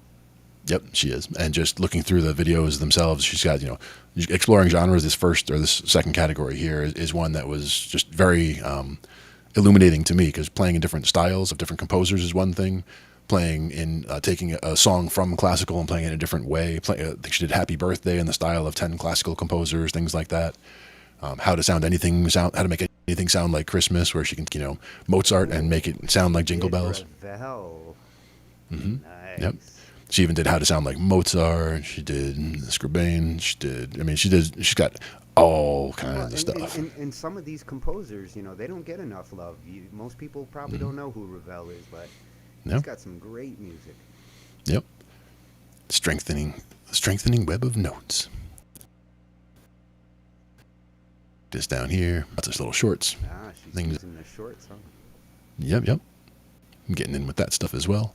Original compositions is what I was saying would be a good place to check in as well and see the original compositions. One that I liked from above was in the different styles, like checking out bebop, for example, and saying at the end of that she wrote a bebop song, original composition based on what she learned from, the beginning to the end of her journey in learning bebop, essentially. And that's what I liked, is that she treated each one as kind of a case study, looking at the different styles like an anthropologist, saying, examining it from all angles and then figuring out how to reproduce it or what elements make it up, and then putting them all into a new original composition. It's very cool. And that's the kind of stuff that, when I'm doing these remasters, trying to find the right patch, trying to recreate the sound that the original song had is a challenge.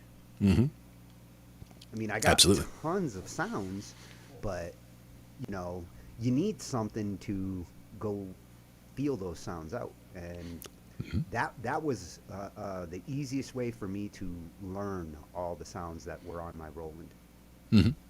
Yep. And that is a fun thing too, exploring all the different sounds. Like we've gone through that. I think we've gone through all the sounds in this thing on the show here on different days, where we just started exploring sounds and just started working our way up the ladder of what's there and saying, okay, we'll try this one. Okay, we'll try that one. It will take a couple of years to get through this Roland. It has thousands built in. Yeah. And some will sound better than others and all of that, but when you find, even if you just found a couple that you really like, that's worth it for sure. Once you get a good piano, a good electric piano, a good organ, you get a few of those. And that's the funny thing. I literally bought this for one sound. The G Grand patch, the piano patch. Happy to pay $3,500 just for that. Wow, there you go. Serious about that patch. Well, I was basically replacing a baby grand piano, and I needed a piano that was going to feel like it and sound like it. I do love that baby ground sound and feel. It needed to be electronic. I needed MIDI. I almost cracked, and I was going to buy a MIDI kit for my piano, because in the old days, back in the 90s, you could get a mod kit that you could put into the piano and turn an acoustic piano into a MIDI controller. Nice. But they were slow, expensive, and I was like, why spend a couple $100 to get a half-ass MIDI controller on an acoustic piano when if I spend you know, a little bit more, it was all about the weighted keys. Once Yeah. weighted keyboards started to come into the picture, Ensoniq was the first keyboard company to come out with a true ivory, back then, true ivory feel keys, and it was the beginning of piano killers. Yeah.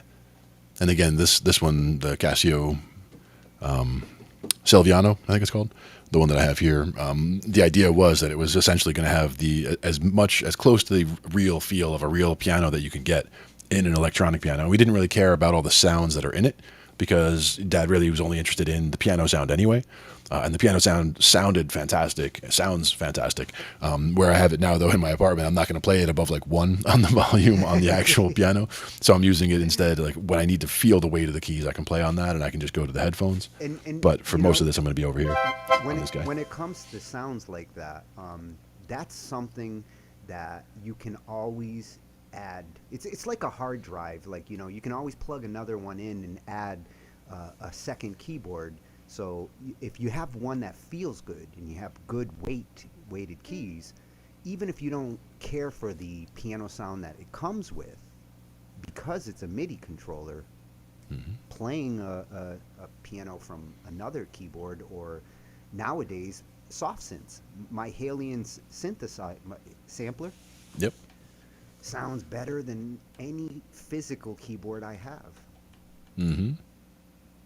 And the patches are up to date, you know, they're samples. So I've got samples that have been done with piano in the last couple of years versus the ones that are built into this thing that came from 2008. Yep. And that's the thing is even from 2008, there's still some really good sounds. And it doesn't matter which keyboard it is, but Roland doesn't fuck around when it comes to their sounds. I've been Exactly. using them since the 90s. the Casio. But even just the difference between playing super light and playing super hard, like you can hear that it sounds, it's responsive nicely, which is good.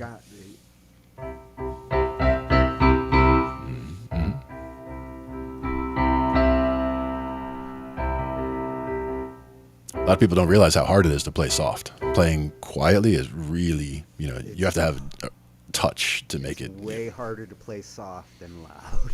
Yeah, exactly. HJB, if you have a song, you should probably send it over to Angified. She makes lists for a couple other days of the week. Normally on Thursdays, we're going over tech stuff and just doing loose jams and things. So you can send them over to Angified, and she'll be looking at them for later. Micro didn't even wait. Didn't even wait. He's like, bam! He heard the word link and said, here you go. Here's mine. But that's all right.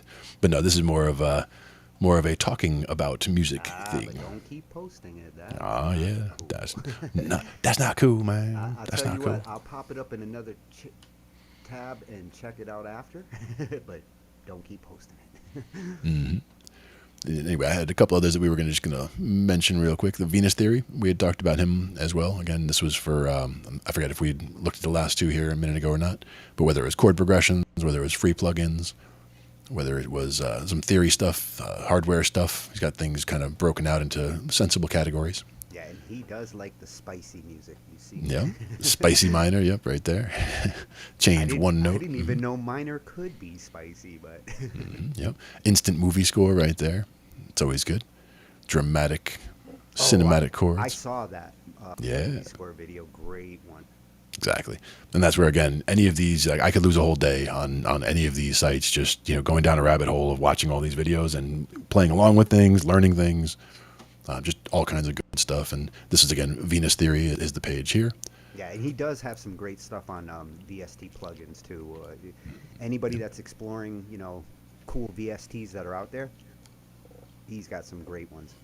Mm-hmm. And a lot of them will do, top 10, new free plugins or whatever. And now with 2023 just coming around, there's going to be new ones. Mm-hmm. 10 actually good free synths. That's indispensable. Yep.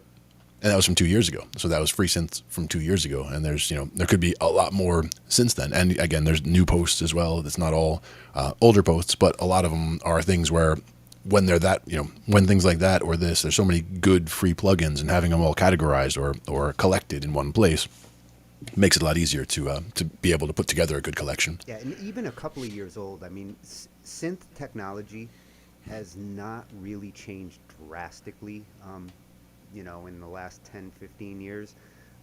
A lot of those synth plugins, they're all based off of old school synthesizer approaches: additive synth, subtractive synth, FM synth.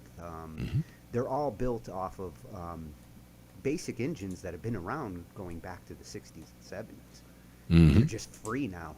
It doesn't cost $10,000 for a Moog when you can install it as a BST plugin. Yep. Although I would love to have an actual Moog. That'd be crazy. Yeah, that's a collector's item. Let me fix that here, because that's not right. There we go. Now, samplers, on the other hand, that's a constantly evolving technology. So when you get your hands on a sampler, the newer ones, as you get newer and newer ones, you will get better and better samples and more options. Nowadays, like, the piano samples can get into the gigs just for one sample. Yeah. And like you said, having, that one sound can be that much of a killer thing. Like some people, they bring that many keyboards because they need that one sound from that keyboard, and they need that one sound from that keyboard. So some people have 6 keyboards because they can't be without that one thing that each one of them has.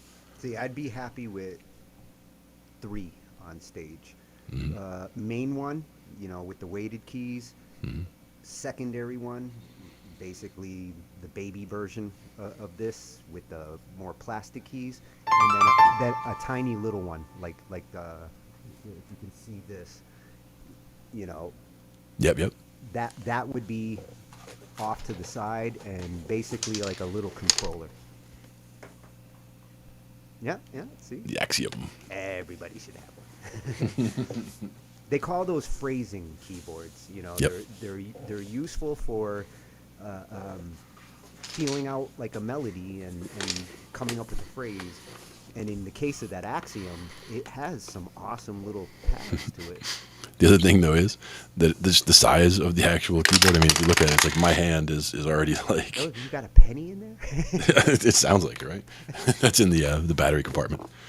But it's got the pads, like you were saying, like the good pads, the big 8 pads over here. I can see it best over here somewhere. See, the funny thing is, next to you, a regular keyboard would look that small. So the small one looks really small. That's a Tic Tac. Imagine the what was that one called? The Melodica, maybe, where it was like a blow.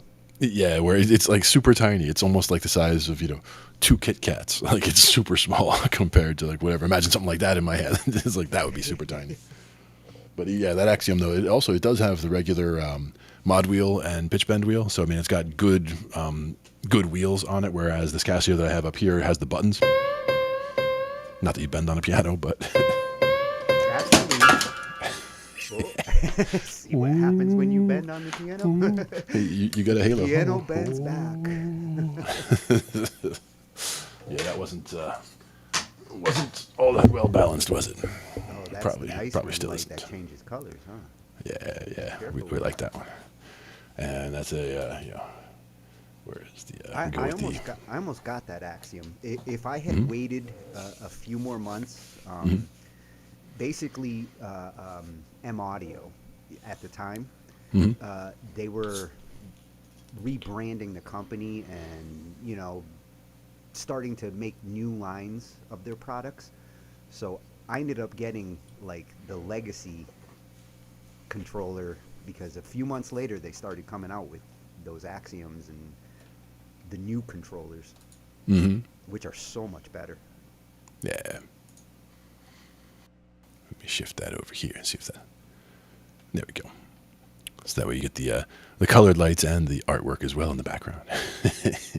And for anybody out there who wants a decent priced keyboard controller, those are great choices. I mean, for under $100, you can get up to 76 keys and all the pads and knobs and things that you'll need. You just got to remember, you're not buying it for sounds. You're buying it for control. Mm-hmm. Yep. And that's where, like, even that the Carbon C61, which I Yeah, think I have in the other room there. very popular one. Yeah, because I mean, it was nothing special. It was especially cheap. So I mean, that's why I got it, because I wasn't looking for anything. Yeah, I'm not worried about what the keys are like. I just wanted it for the fact that it's a MIDI controller that I can hook up and that I can use the controls for useful things, Yeah, and that you can map them to whatever you want. exactly. You don't have to. That does not need to play a sound. My little oxygen. If Yep. I wanted to change an OBS screen, or I wanted to do some kind of control on my computer, mapping MIDI notes to functions is a piece of cake Yeah. and very powerful. Like if I want to hit a C and all of a sudden something changes on the screen, that's useful. Mm-hmm. Definitely. And that's where, even the other controls, like if you don't normally use the volume slider or the wheel or whatever, you can map those to whatever you want. So during a song, you could sit there and you can automate the panning, or you can have a part that you just wanted to bleed in only in this one solo. So you can sit there and just have the volume come up by using the other controls on the Carbon. Yeah. As the song's going on, just tell it to record, automation, and make an automation lane for it. And it's gotten so much easier to map. In the old days, you really had to You had to know your codes. Yeah, you had to know the MIDI control codes and what channel you were sending to. But these days, if you have chances are, whatever DAW you're using, BandLab Online excluded, but if you're using like a Cakewalk or a Cubase or a Reaper, it has a learning mode. And when you turn on the learning mode and you go hit a button on that controller, you're basically telling it, recognize that knob or that slider or that button and go do something else. It's very easy to reprogram. And that's the best part about it, just the learning We'll have aspect. we'll have to do an example of that one night and teach the computer how to recognize a MIDI trigger. Yep. And that's what, again, they made it so easy in some of them where it's you literally say MIDI learn, and then it's like, what do you want it to do? And you just pick a thing for it to do, and you just wiggle, and says wiggle the thing. So you wiggle the thing that you want it to use. You basically just have to press the pad or turn the knob. When it's in learning mode, it's just like recording, and it says, okay, I'm paying attention to whatever you're doing over there. Once you tell it to stop recording, whatever it picked up there, it's now paying attention to that knob. Yep. It's good stuff. And that's definitely a fan of that. I hate having to use the mouse for sliders and knobs. Cakewalk is awesome. The mixer, you can see everything. But trying to turn those stupid little, rotary knobs, which the only reason why they do that is because that's what we're used to seeing. But a rotary knob on the screen with a mouse is a pain in the ass to do precision turning. What's funny is that most people don't realize that you're actually not trying to turn it. So like they'll sit there and they'll try to turn it. So like if it's at high noon, they're trying to go left and right and it's not working. You have to go up and down, because it's basically you just grab that knob, and then if you just slide up and down, you'll see it literally go, swing up and down. So you can get good precision by just dragging straight up and down. But if you're trying to go around, it doesn't respond the way you expect it to. And that's why people struggle a lot with those. I typically punch in. If I want to set a level or a signal, I don't try to turn that knob. I just double click, punch in what I want, hit enter, and that's how you get precision. Yeah, that's even better. Because a lot of times, if you're, the one people sit there and drag for zero for panning, they pan something left, now they want to bring it back, so they start panning back, and they're trying to get it to zero, but it's going to 0.1 or 0.1 this way, or it's like that's where a double click, just zeros. Exactly, It's good. And that's pretty universal. Every DAW I have dealt with, even BandLab's online editor, double clicks negates whatever. It puts things back to zero or centered. So if you haven't tried it yet, double click on your track and you'll see your volume will go to zero. Yep. Not zero in like silence, but 0 decibels where it should be. be neutral. Not +6, the very top. Yes. And that's another good conversation to have. 6 decibels up, you're in the red. If somebody shares screen and they're like, hey, here's something I just put together, and like the first thing I see is, several of the channels going ba-bing right to the very top and going red. I'm like, like that's the first thing you got to look at. And you don't even have to necessarily see the LEDs there. Like if you look at the waves, that's usually an indicator that you're going to see reds in the LEDs, because if the waves are all blasted out.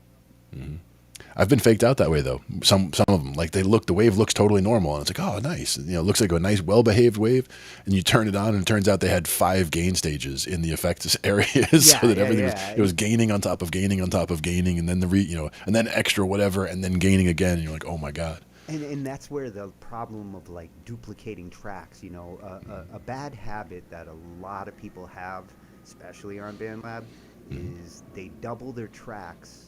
They don't actually do anything. They don't pan them differently. They just double them for added volume.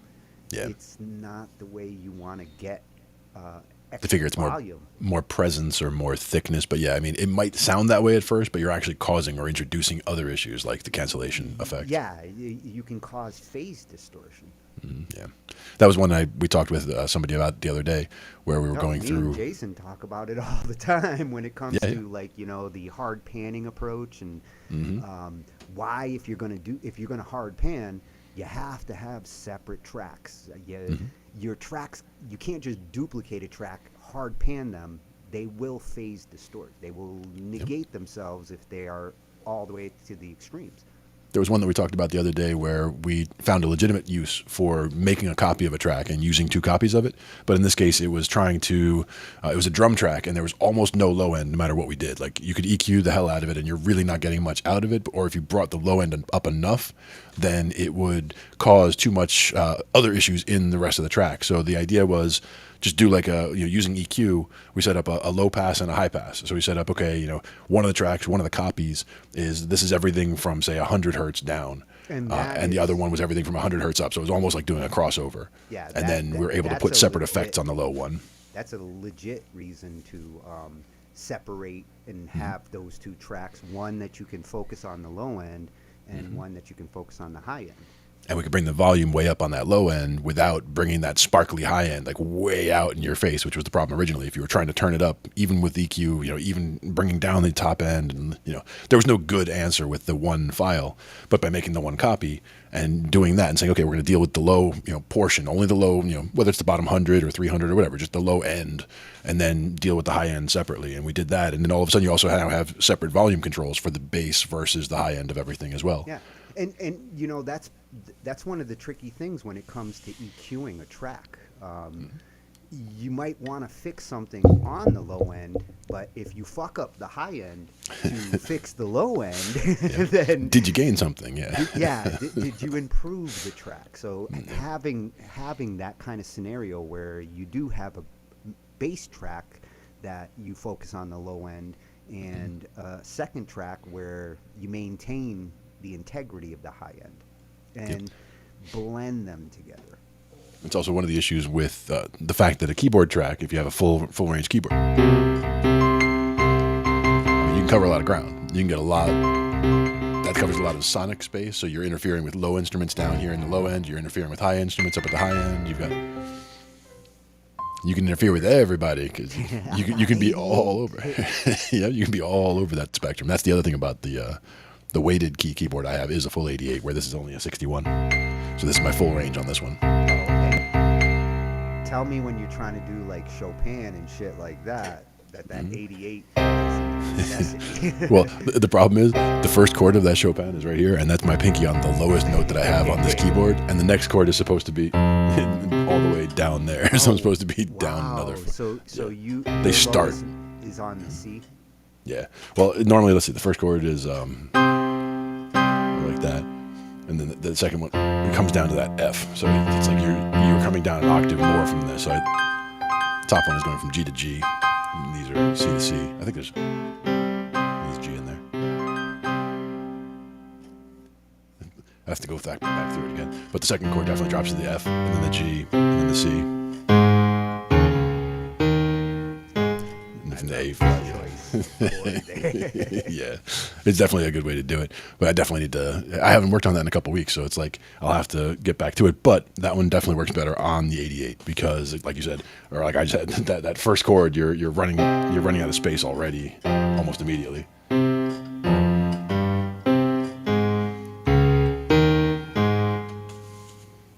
I'm about to bust out some classical tracks. Chopin's in the list. Nice. Chopin end list. End list, literally.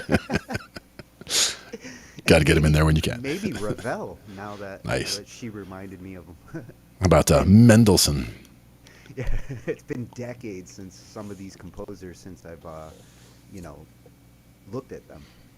Now, I think I mentioned once before, I have an enormous tub, like those big plastic storage bins.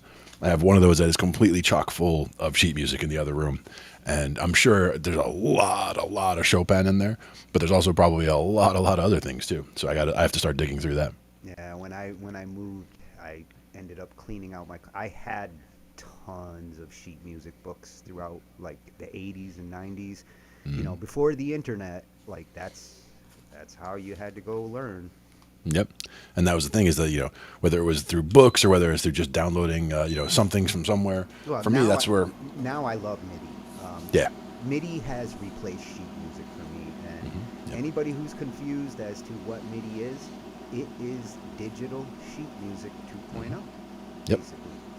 And that you can sit there and you can mess with. You could sit there and say, I only want to hear this part, or I want to bring this part louder, or whatever. You can manipulate it. You can humanize it. And Some of the you ways can that you make can work with it is. You can make it show you in a way that's, if I want to see a keyboard lighting up like that, Yep. MIDI lets me do that. Sheet music doesn't. Yep. Sheet But you music, could turn- I have to do every good boy deserves fudge. And look at those lines and, what Yeah. key am I in? And it takes me forever to read the staff. But if I see That was all I have to that do was a is good lesson see at one point though, was like being able to spot like that's a major chord, right? Like being able to see that they're stacking thirds, right? Yeah, Like that's a major. And then, I'll tell you, ridiculous. If I had had these tools and that explanation that that lady that we watched a couple months ago, who really cleared it up for me when I'm looking at the mid notes and the ones on the line, she cleared up a lot of the things that were slowing me down. yeah. But at the same time, I'm not about to start like sheet reading all my stuff that I have to learn, because I'll Right. still take longer to do it that way than I will to watch a virtual keyboard version. And for me, I learn stuff so much easier by ear, but it depends on what I'm doing. If it's something that's a classical piece, like that, that's try not and happening. learn But yeah, Chopin. exactly. That's not happening. But You're that's also good. where, when we look at the sheet music side of it, though, like knowing that, like there's the middle C, right? So middle C, the next C, and the next C. This is 2 octaves worth of Cs. So everything within 2 octaves, all 12 notes twice, just in that range. So between here and here, you're getting everything. So. Going down the hole. Yep, and then you're down there. But just knowing that this much space encapsulates everything already, and then here's another copy of it up here, and then there's another copy of it up here, and another copy down here, and another copy down here. So it's like just knowing that it all repeats so often is the other thing that demystified the guitar and the bass for me a little bit too. Is the fact that it looks like there's so many notes. Like you look at a piano, there's so many keys, but you're only really dealing with unique keys from here to here. Yeah. Everything else is just a repeat of what you're already dealing with. Yeah, once you've isolated it to that, it really isn't so scary. Yep, because those are those 12 notes right there, and within those 12 notes, like we're usually only playing 7, or if you're playing a pentatonic, you're only playing 5. So you're either playing 7 of those or 5 of those. So you immediately whittle it down from those all 12 to 7 or 5, and then it's like 5 in this octave, 5 in this octave, 5 in this octave, or 7, depending on which way you're doing. I like the pentatonics because it feels like it moves faster when you're playing diatonics, like if you're playing in C major. It's like it takes you a little while to get there, but if you're doing like a C major pentatonic, then you're doing it with the A and the G.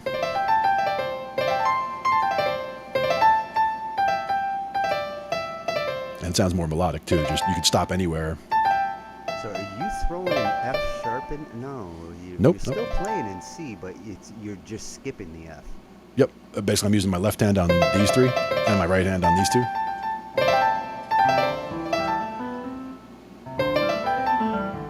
Just using C, D, E, and then G and A. These 5. And then you can copy them, like repeating out there. Oh, I see.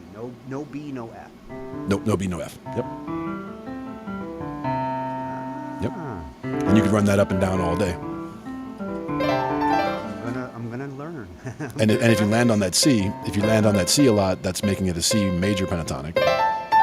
But if you land on that A a lot, that's A minor pentatonic. Now, guitarists love doing that.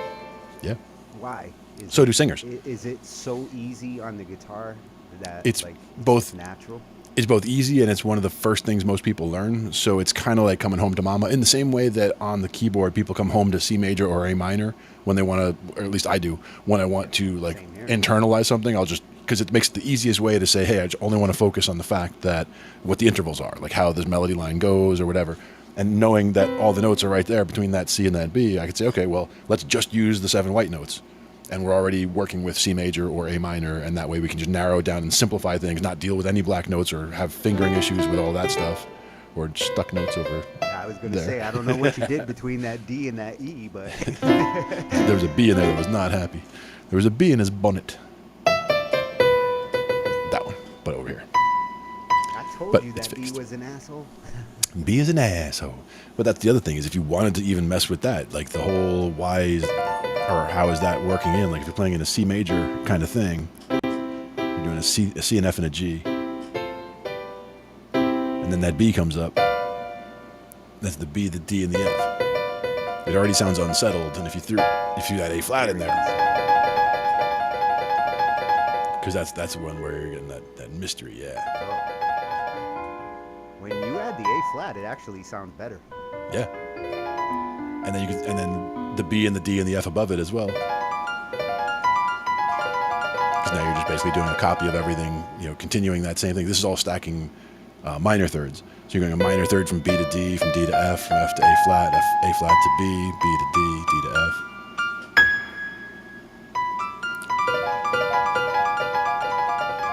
Sounds super It's unsettled. like I'm going back through time. And so that's like probably Remembering a repressed memory.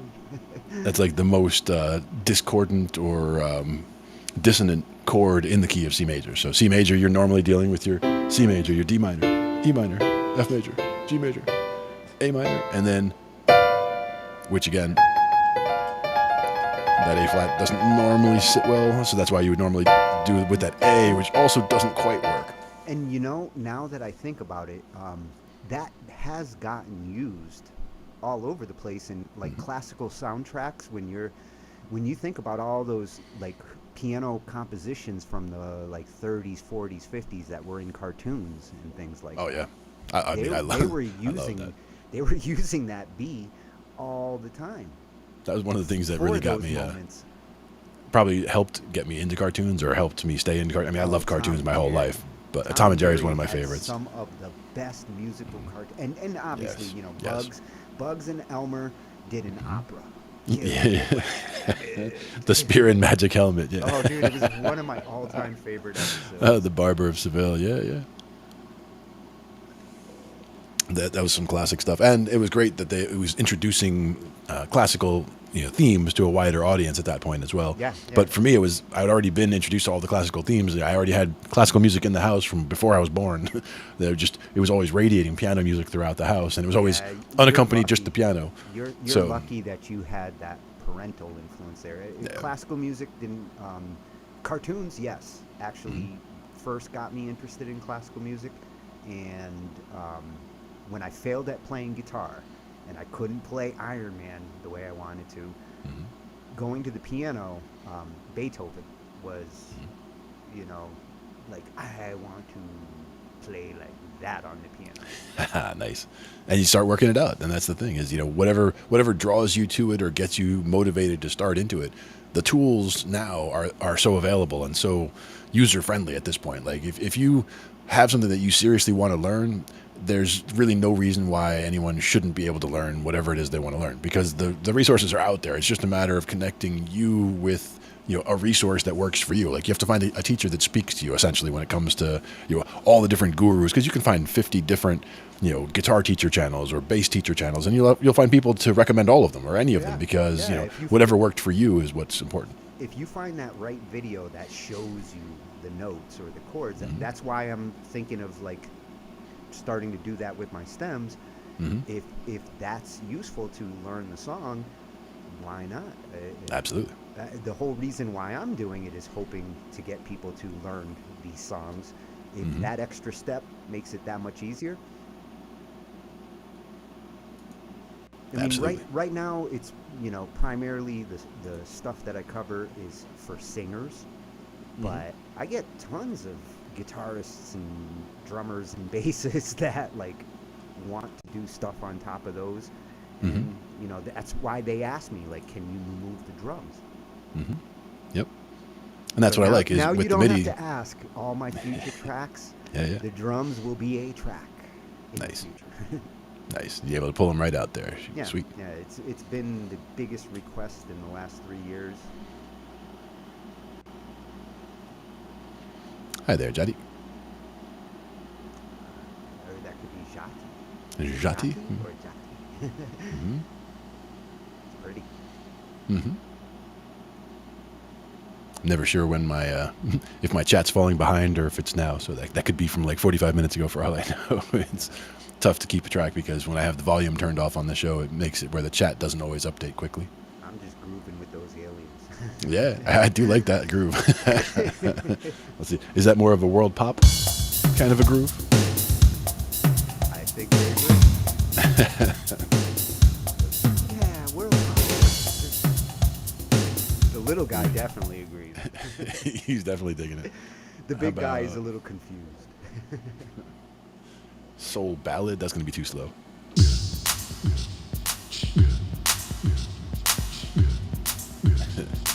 Nah, how about... Actually, that kind of goes with a little kid. The little kid that's sitting there in the dance floor. That's true. Pop shuffle. And... Oh, man. Now, this one reminds me of Run DMC. That is Gene Simmons' dog. It is. And he just doesn't care at all. He's like, what? Yeah, I got a tongue. What's it to you? Oh, that gets the bells in there. Yeah, so there's some fun rhythms in there.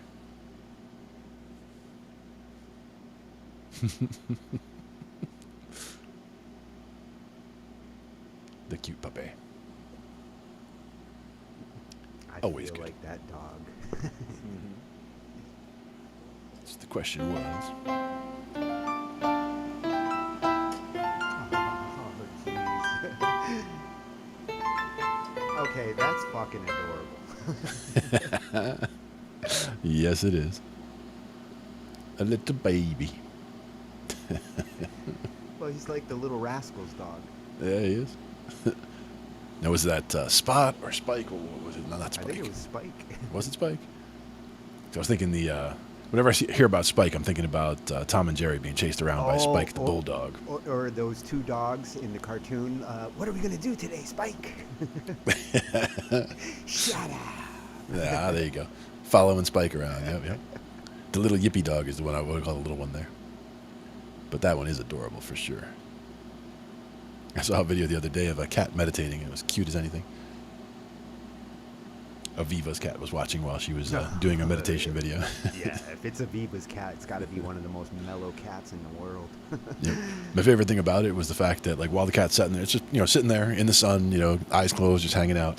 But, like, the tail is hovering, essentially. It's like the tail is, like, hovering, covering the paws. So, like, the paws are there, and the tail is just, like, hanging out right there, just covering it so that nobody can see, like, camouflage those paws. So even while he's sleeping, in case somebody comes by, he can just be like, whoop, whap him out of nowhere. That's a good one to answer. I like that. Psychedelic man. Very cool. Now, for psychedelic, that would be more of like a phasering sound, right? So that'd be more in maybe in the horns, but maybe further. One of the strings or oohs even. got some phasers.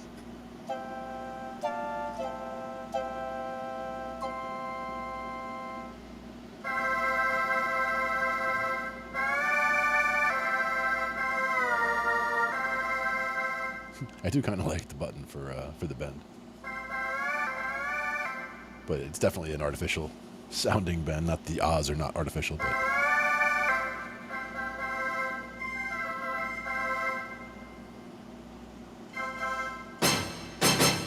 orchestral hit surprises you though, out of nowhere.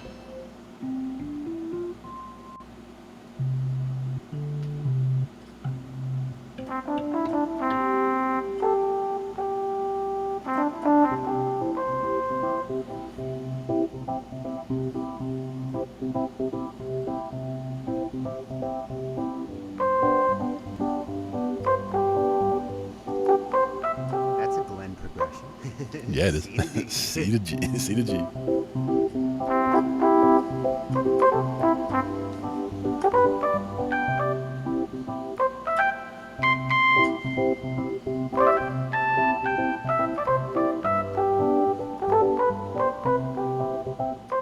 Not much of a phaser though. Not No. impressed. I was digging the trombone sound though. There we go. Ah, yeah, there you go.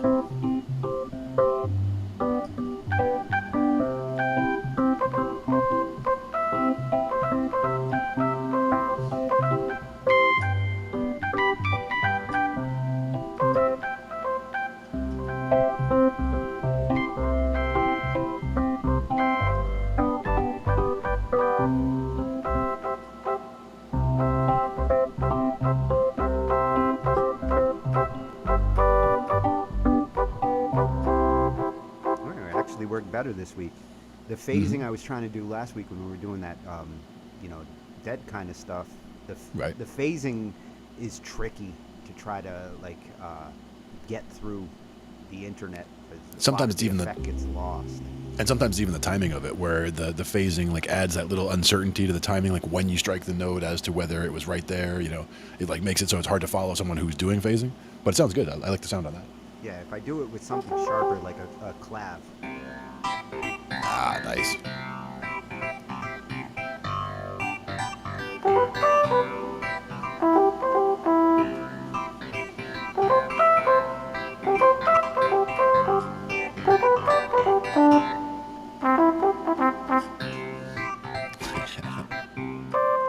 Definitely that one works better than the other one.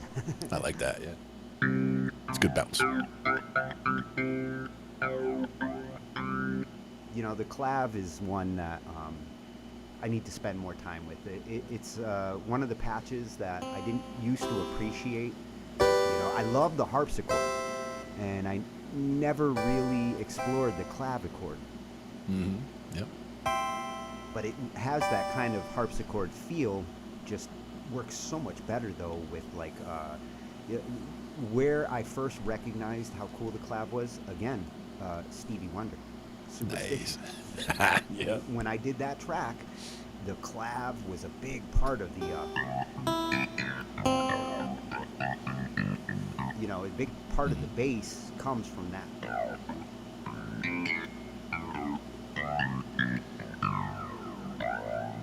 It works so well for those bass notes. Yeah, yeah.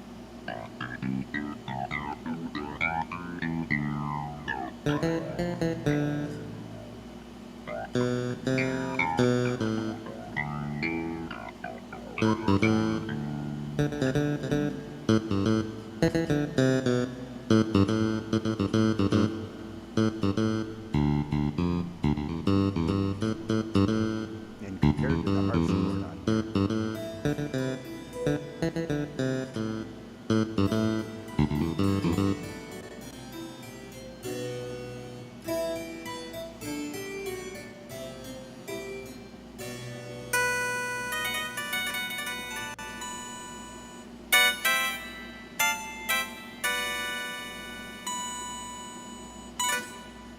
This harpsichord sounds very high, almost strident.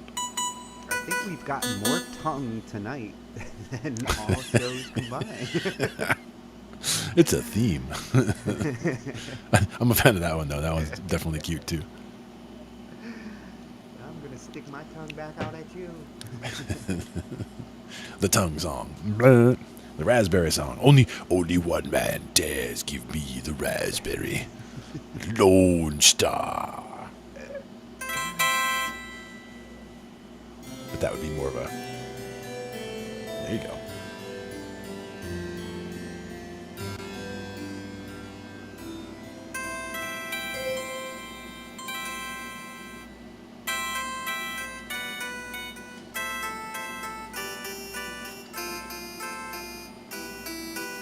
See, I really like to hear the melodic stuff with the harpsichord. Yeah. When you're listening like Bach, you can hear harpsichord that's super happy, super bright, and at the same time, from the same composer, you can hear some dark, melodic stuff. Yeah. He just would go in every direction. Mm-hmm.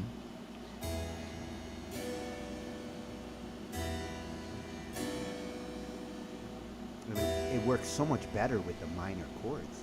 Oh, yeah. For sure.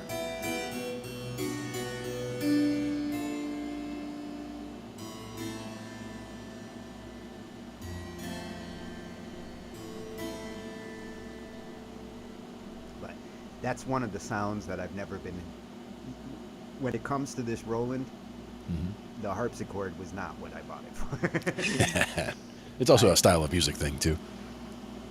It's not, in classical, sure, that's one thing, but, anywhere else, it's kind of like, you don't see a lot of it, but it's definitely got its places, for sure. Yeah, Dream On.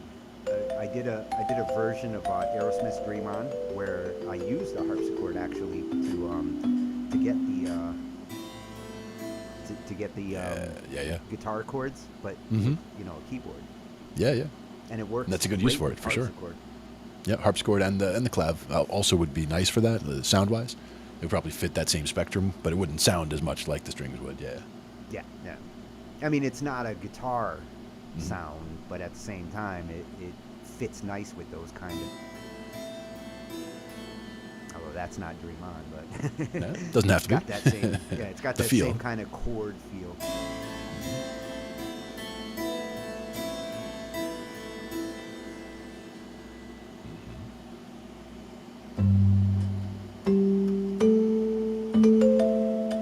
This is the Celesta.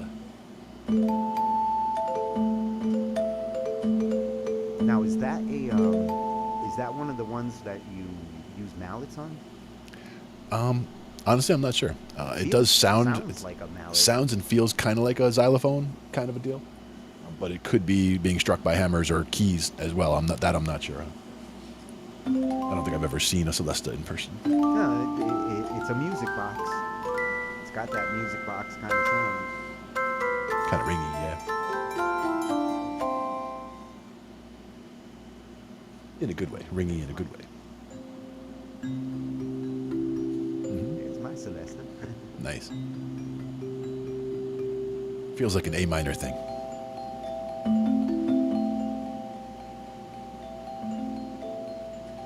Lullaby.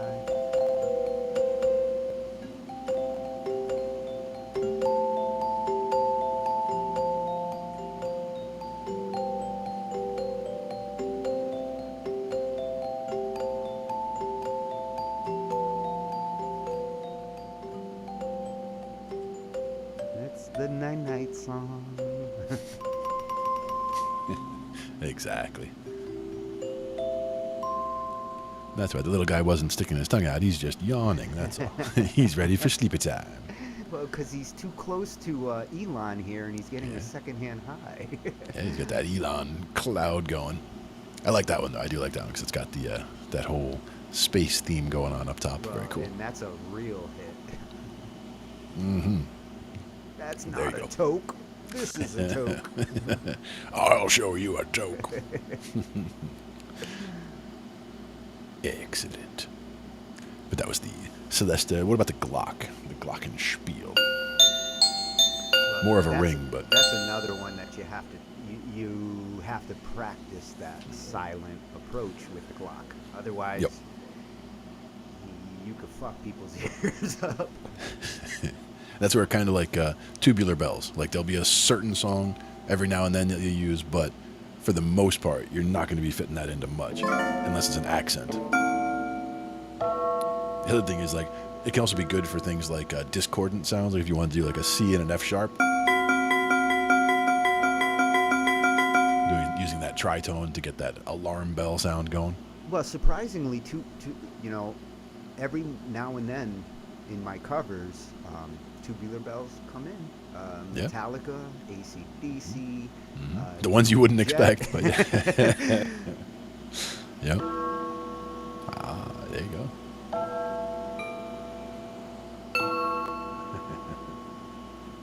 It's just hard to get it into the melody. I Want to Know What Love Is. Foreigner. Actually had very important bell parts. What about the dulcimer? Oh yeah, those ones are awesome too.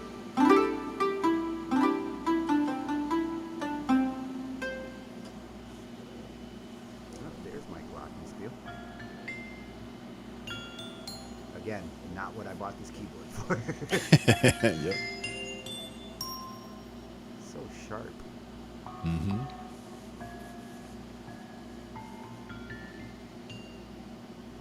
And it's not to say that a sound like that's not useful, but you've got to pick and choose the right place to use it. The other thing is even just the intervals, like even just sitting and hanging out with intervals, where again, if we're thinking in C major or A minor, just thinking about the white notes and thinking about the different intervals that you got hanging out together, especially with patches that have good sustain to them. Like that's a fifth. You can get the sound of a fifth, the sound of a fourth, sound of a third, major third, second, sixth, seventh, yeah, so and the octave. It does go So- back to the C though, if Yep. you do it right. Yep. But that's the thing is we're only dealing with those intervals. So like getting comfortable, getting the feel of each of those, hanging out with them a little bit. Like if you have a song that's really anchored in C,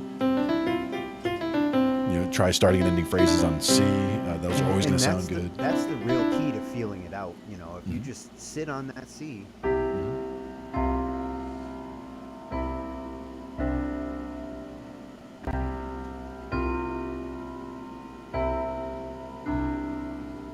That B is an asshole.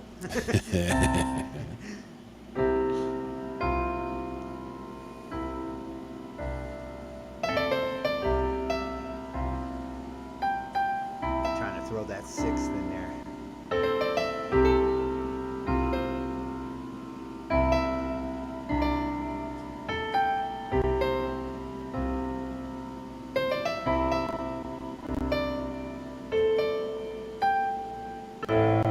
Yes, I want to go to an A. Nice. Whenever I'm on C, A minor. Yep. that's where I want to go. Yep. Or F. F works. That's good. Yep. And there's a good reason for that because the F and the A minor share those middle two notes, like FAC or ACE. Yeah, they feel good. They're essentially the same chord with just a different little tag on either side.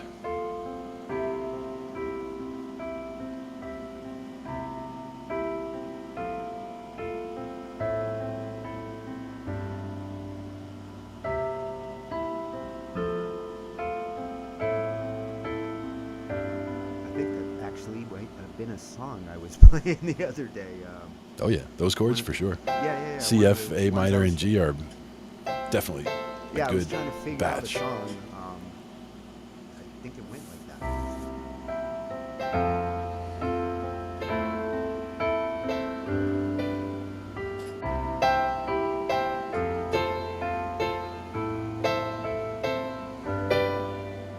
That's gonna. In this case, that's a 1-4-6-5 in C. Yep, So we're going 1, 4, instead of 6, the 5. a lot of times we were doing 1-5-6-4. That would be like wagon wheel. There's a couple that are like that. But any combination of those four is always going to be always good. That's one of those that some of the videos that we've seen. there's a whole bunch of ways that you can play it just in Oh, yeah. inversions. Yep.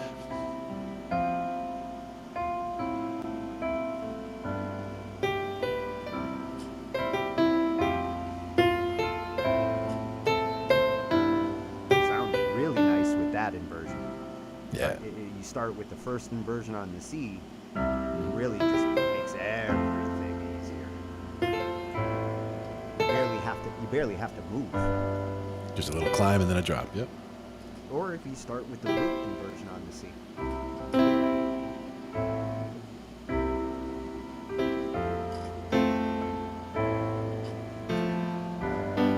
Now that one's a little more fancy.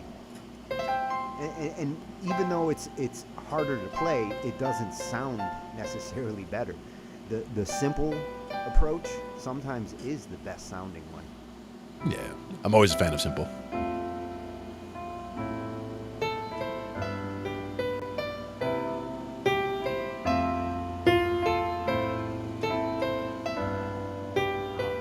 This song's gonna come to me. This is a song.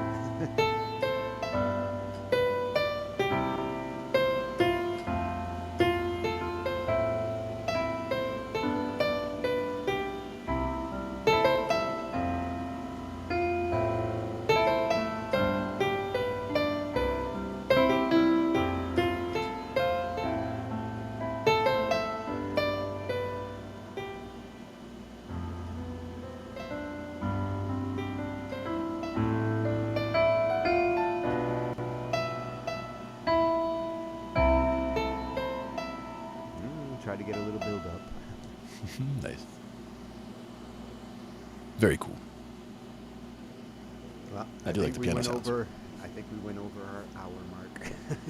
Yeah, nah, it's all right. Well, basically, as long as we can cut them to hours later, we're in good shape. I did put some of the when we started going through the pages of the different people that I follow over there. When you got disconnected earlier, that's when that was about an hour after we started. So we're coming up on the second hour, a little after now. Yeah, a little bit of a marker there. Exactly.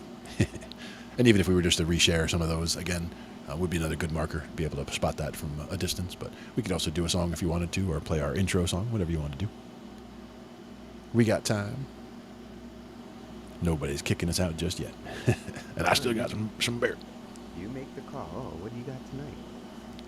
Don't tell me Tonight. you still have some of those cherries left. I have one of those left. I do. I had one of them the other day, actually, first that I had since New Year's.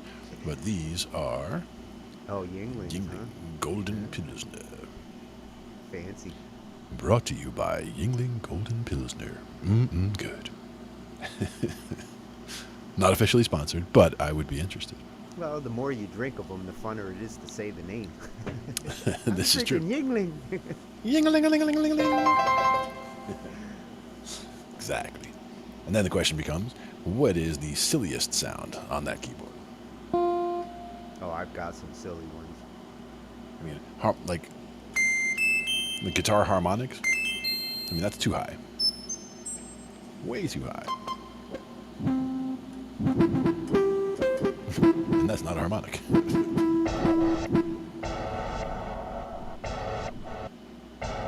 That's a good one. Yeah, some of these. Smear hit.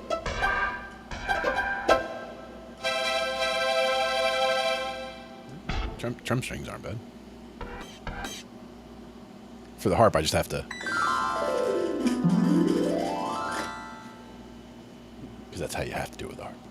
In a dream I once had.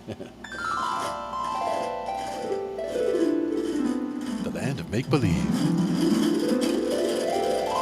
That's probably really loud in the mic. Dragging the thumbnail. Look at all those stuck notes. Mitty was like, "You're an asshole." And I said, "Yes, I am."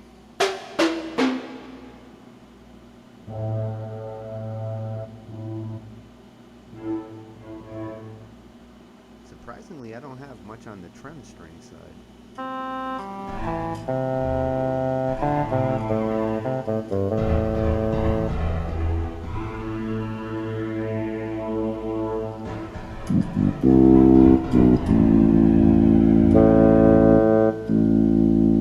bassoon.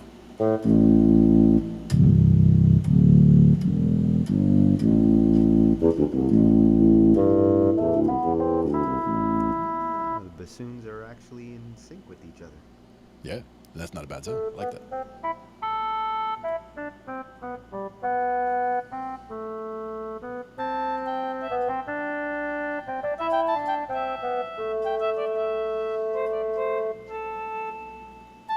And the flute. That's another one this week that the winds, all the different winds that I have between this and the Halion, really trying to explore Nice. the clarinet. Mm-hmm. Like I have come to appreciate its sound. I just don't use it as much as I should.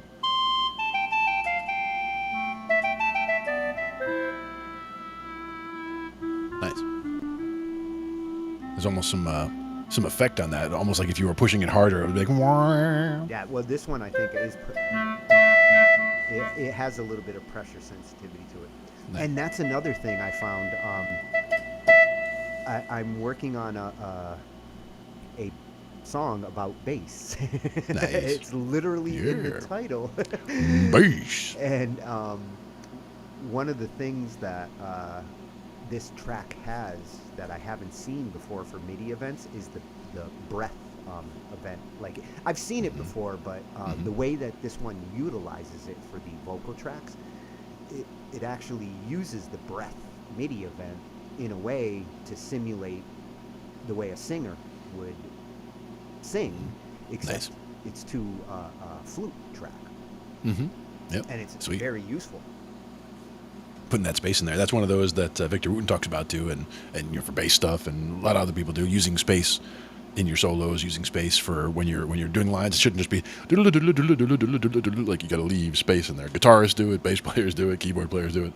A lot of people will do run-on stuff without take that moment to breathe. If you were singing, you couldn't sing Exactly. without something. Yeah. You should take from what a singer would have to do while you're thinking about what you're playing. And in the case of, especially with winds, a wind is a lot like a singer. You do have to breathe. Yep. It's important, It because makes otherwise you you start con- turning makes you more blue, you conscious. pass out. Especially Nobody with wants the that. Tuba. It's not a tuba. It's a tuba. It's a piccolo.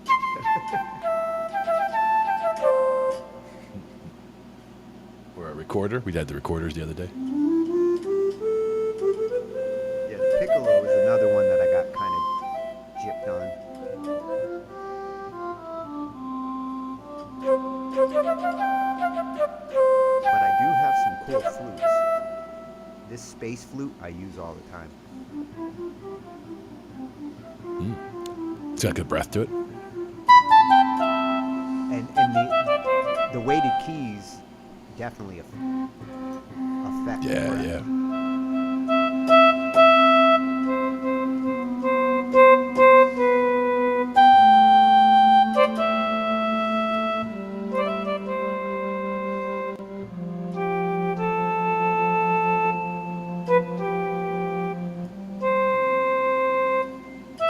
And it's got some good pan flutes. Pan flute's another one. That's what I was going to do next.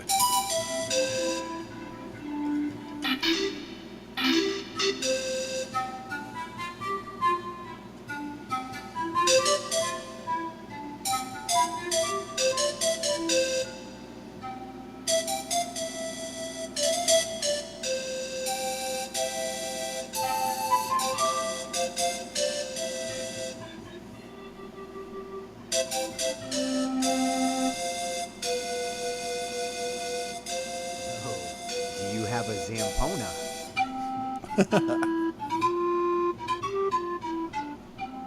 I don't Know believe I what do. it was. But I do have a blown bottle. Or a shakchi. Or a whistle. Yeah, whistles usually you get gypped when it comes to patches.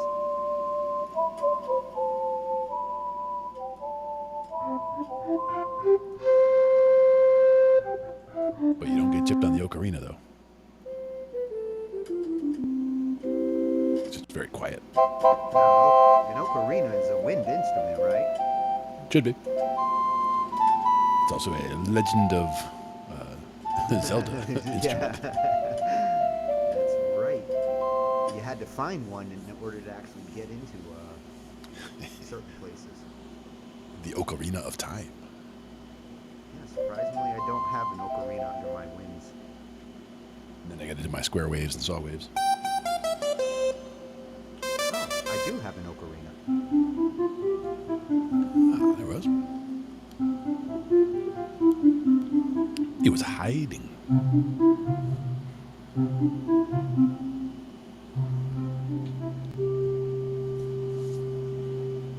See, it doesn't really inspire me though. Like, go write a hit song. No.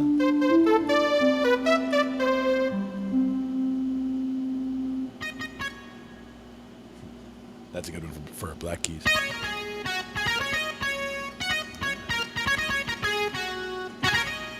It's got almost an electric guitar kind of feel. It's a charang.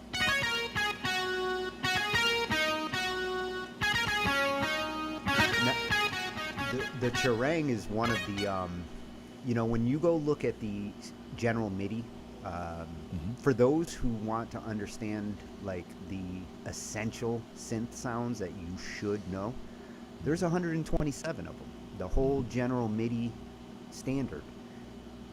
Get familiar with all 127 sounds, because when they decided on the general MIDI standard, they picked every sound that they felt was necessary in order to cover any situation.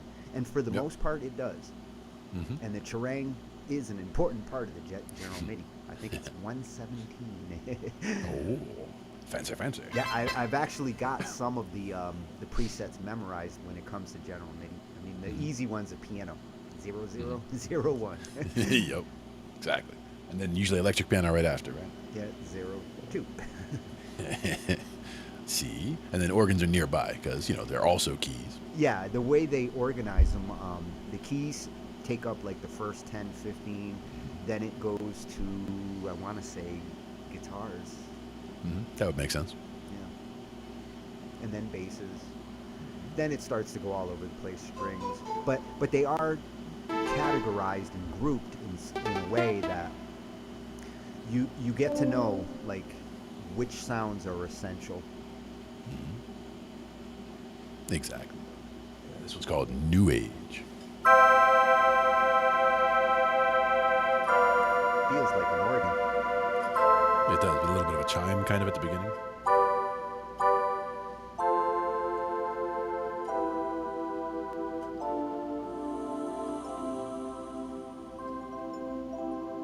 Meditation music. Let your eyes grow heavy. Feel the sleep coming on.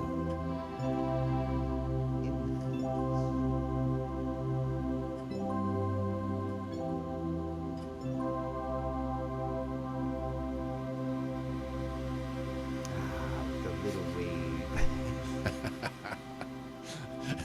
It's like that's a flute player and that's breath, and he's sitting there turning purple, like. Like a York peppermint patty. Nice. Blowing over me.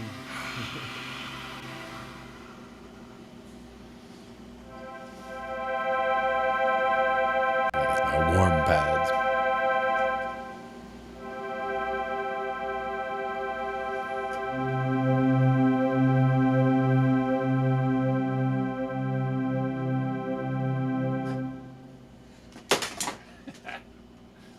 I'm gonna tape this thing down. Dude, I'm surprised that thing is still working. That's a tough ass I keep light. catching it as it falls, so it hasn't managed to fall more than a couple feet, but stay. Part of the problem is that the keyboard that I'm playing on is. There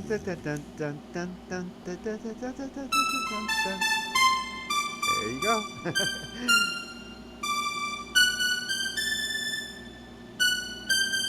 Who's that? Take on me.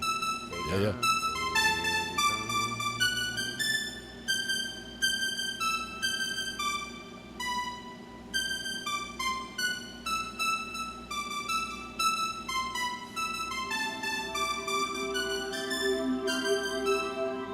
There's one with some flange. Exactly. Now I'm right up there with Elon. This is what Elon hears out in space.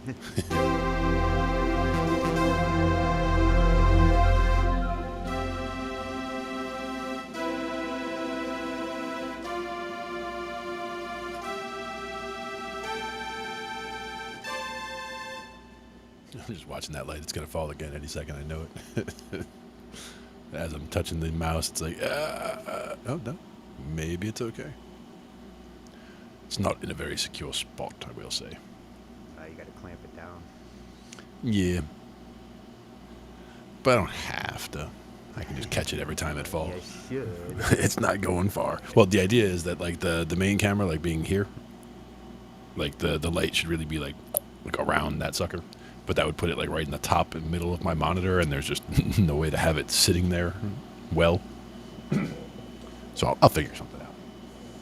In the meantime, I just say, stay. Gotta say it with conviction. Indeed.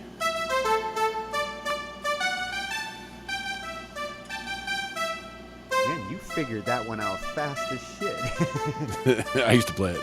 That's why. Something like that. But that was one of the I think I had the keyboard that was like the size of a power strip, like, you know, the super super super tiny one, like the chiclet keys, and it did have a sampler in it, so you could, like, make your voice, and your hello hello hello, and, you know, make your voice in different pitches and all that.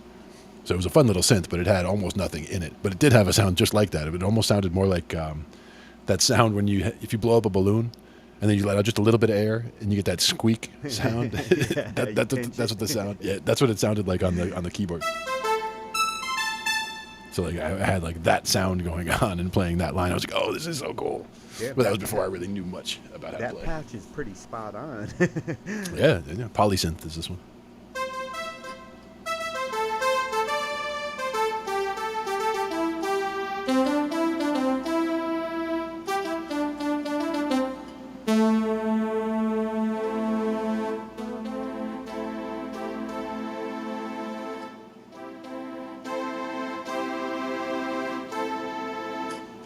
All kinds of good stuff. Next one is Space Choir.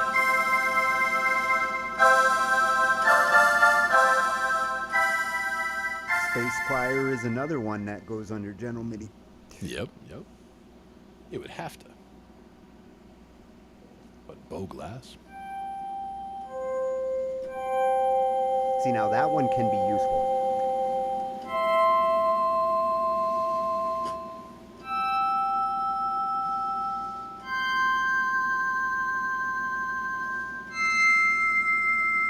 It does have a nice, like, singing ring to it. I like it. The metal pad you got to pay the metal with. Or you play nonsense with it.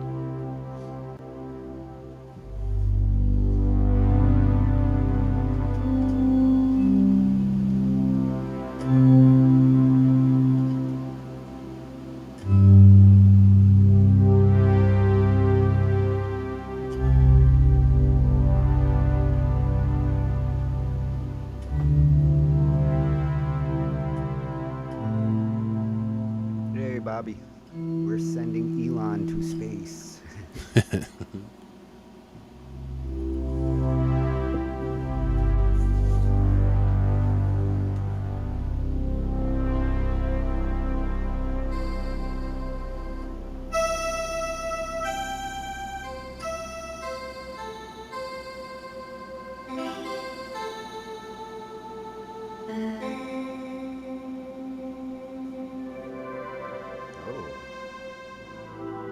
That feels spacey. This one's called Borealis. And this is Sweet Pad.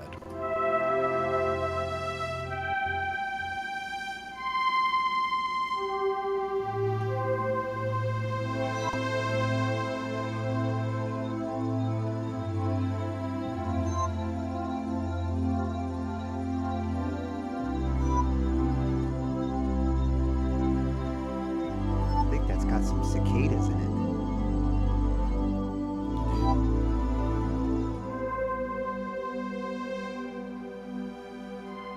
Oh, here's my bowed glass. It's not as good as yours. It's a little more mellow, actually.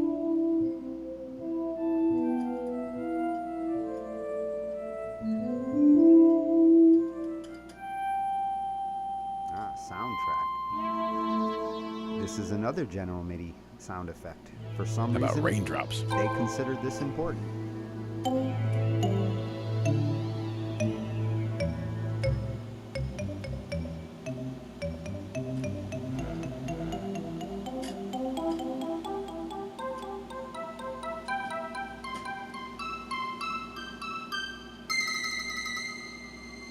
Raindrop. Huh. Oh, nice. This one's called Try This, so I had to. Try this. Try this. Try this. Tried it. Try this. Try this.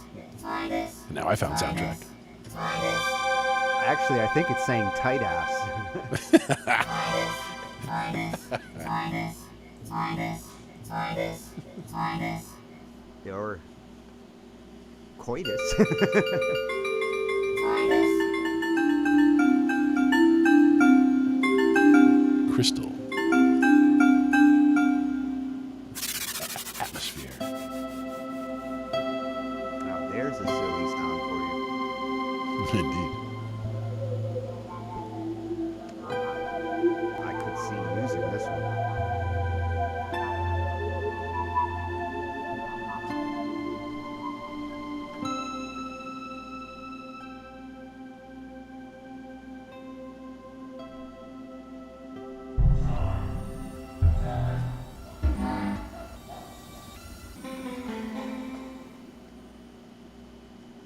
And Goblins is in there too, isn't it?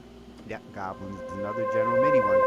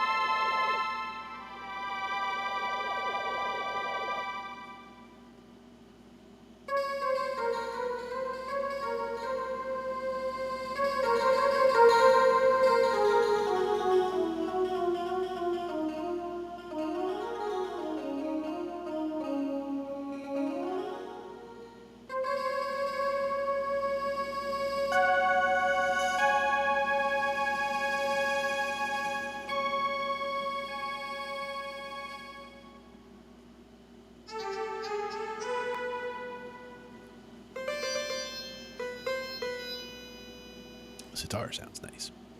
I like that one. That's when they get some mixed in chords together.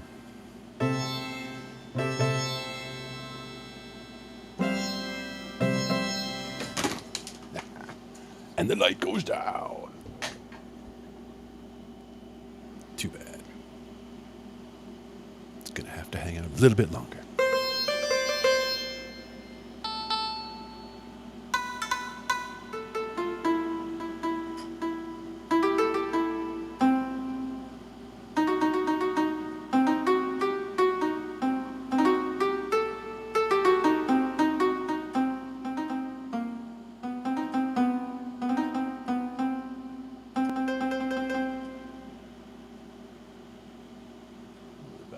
The fiddle.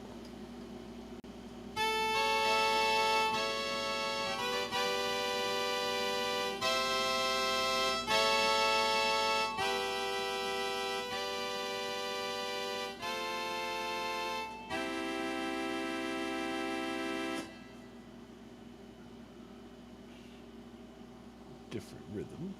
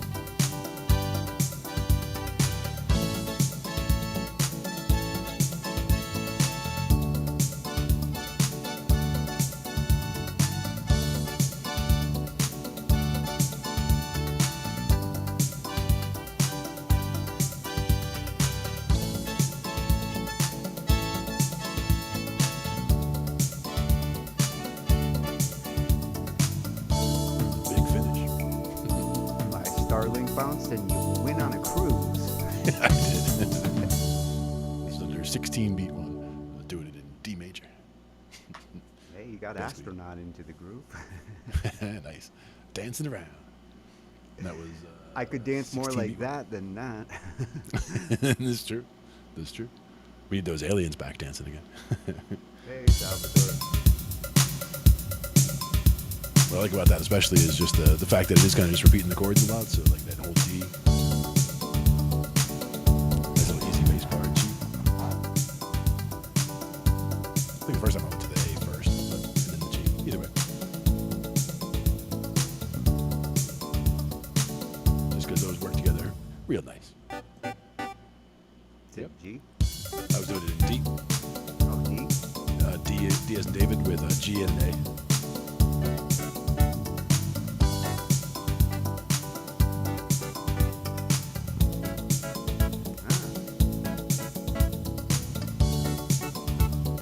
And then you stay on the D for an extra one. And then to the G.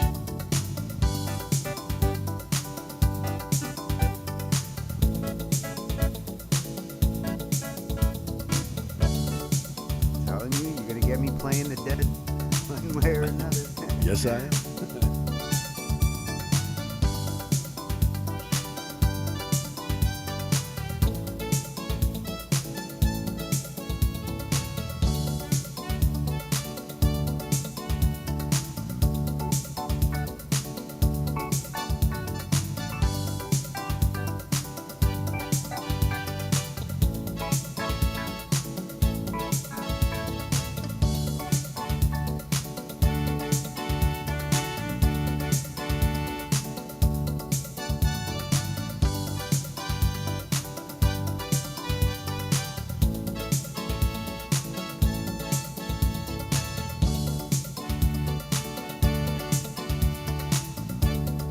Big finish.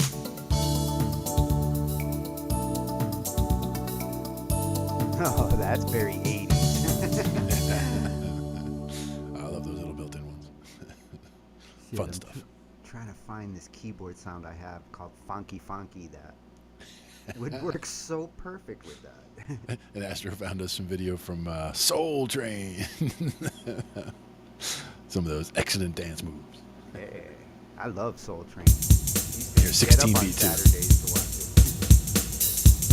And maybe this one's in E.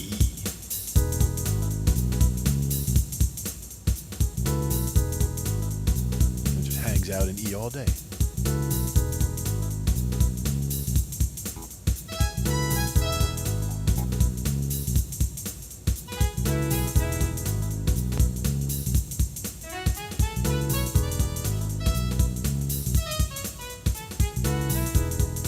Got your 4 sharps.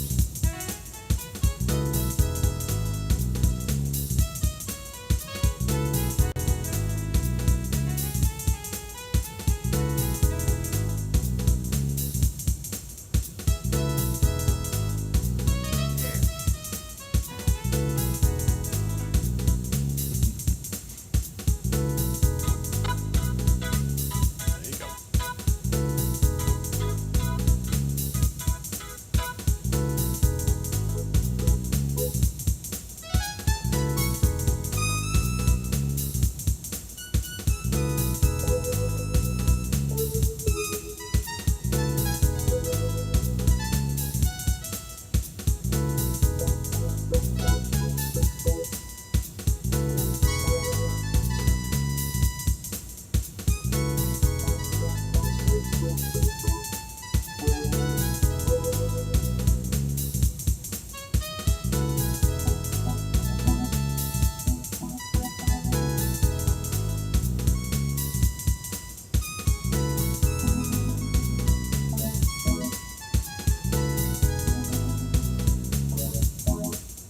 And then big finish.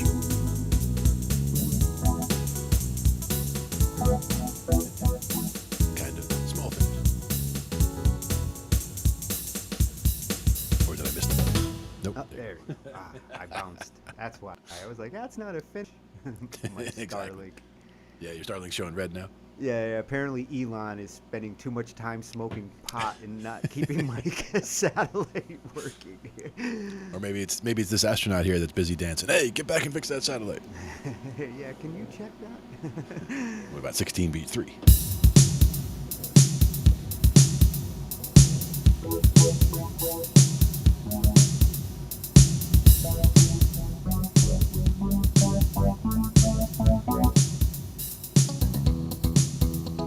That's also E right there. It's got that floaty sound.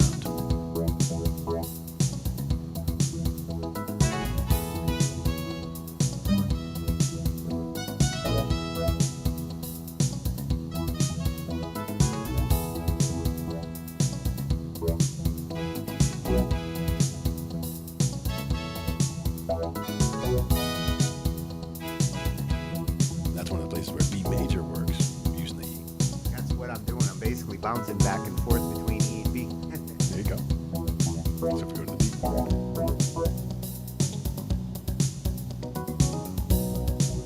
Probably stay about this long on each one.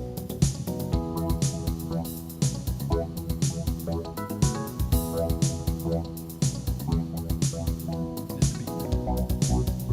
I do like that though. I do like a good back and forth between two chords.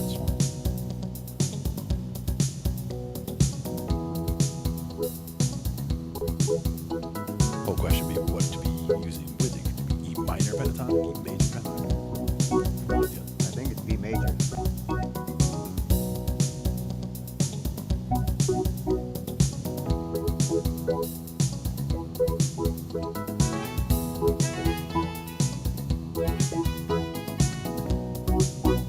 Oh shit, we got Dancing Turtles.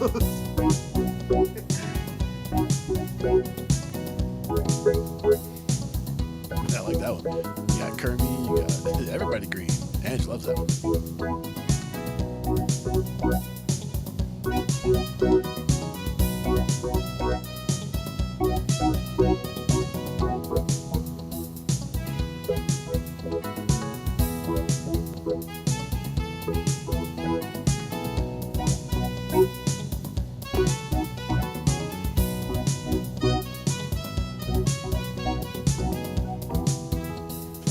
This is Hey, where man, two at getting the my same time. bounce. You know, Yeah, getting that the Grateful Dead keyboardist had a way of bouncing. Oh, big finish, sorry. They go real big on this one. I like That it. was a big finish. You know, the keyboards for the Dead had a way of bouncing that I gotta feel that out. Yeah. That's another place where those jam tracks, specifically Jeff Williams guitar, they are theoretically guitar jam tracks, but they work so well for that stuff as well. Let me just reshare it just real quick here. Yeah, well, getting that kind of bounce, whether it's from a guitar or a keyboard, gets that kind of sound. Yep. And that was this one, where he has again the Scarlet Begonias, Fire on the Mountains, one right here, the Positively 4th Street right there, Broke Down Palace, Tangled Up in Blue, Aiko. There's so many. Whether it's those backing tracks, you know, he's got a separate playlists for Grateful Dead backing tracks, Fish backing tracks, blues backing tracks, just backing tracks. So there's just all kinds of stuff to just throw up there and just start playing along with. And that's where, again, one of the best things to do with these jam tracks like you were doing is to figure out what the jam track itself is doing, because it's usually something quite simple. It's usually just a little bit of a bounce and a chord structure. So when you figure that stuff out, all of a sudden it opens up all these possibilities, because you can just be playing that under all kinds of other stuff happening and have it work out just really nice. Well, and it's really, for me, it's feeling out a beat I'm not accustomed to. Mm-hmm. You know, that kind of flavor beat makes me want to kind of do that off.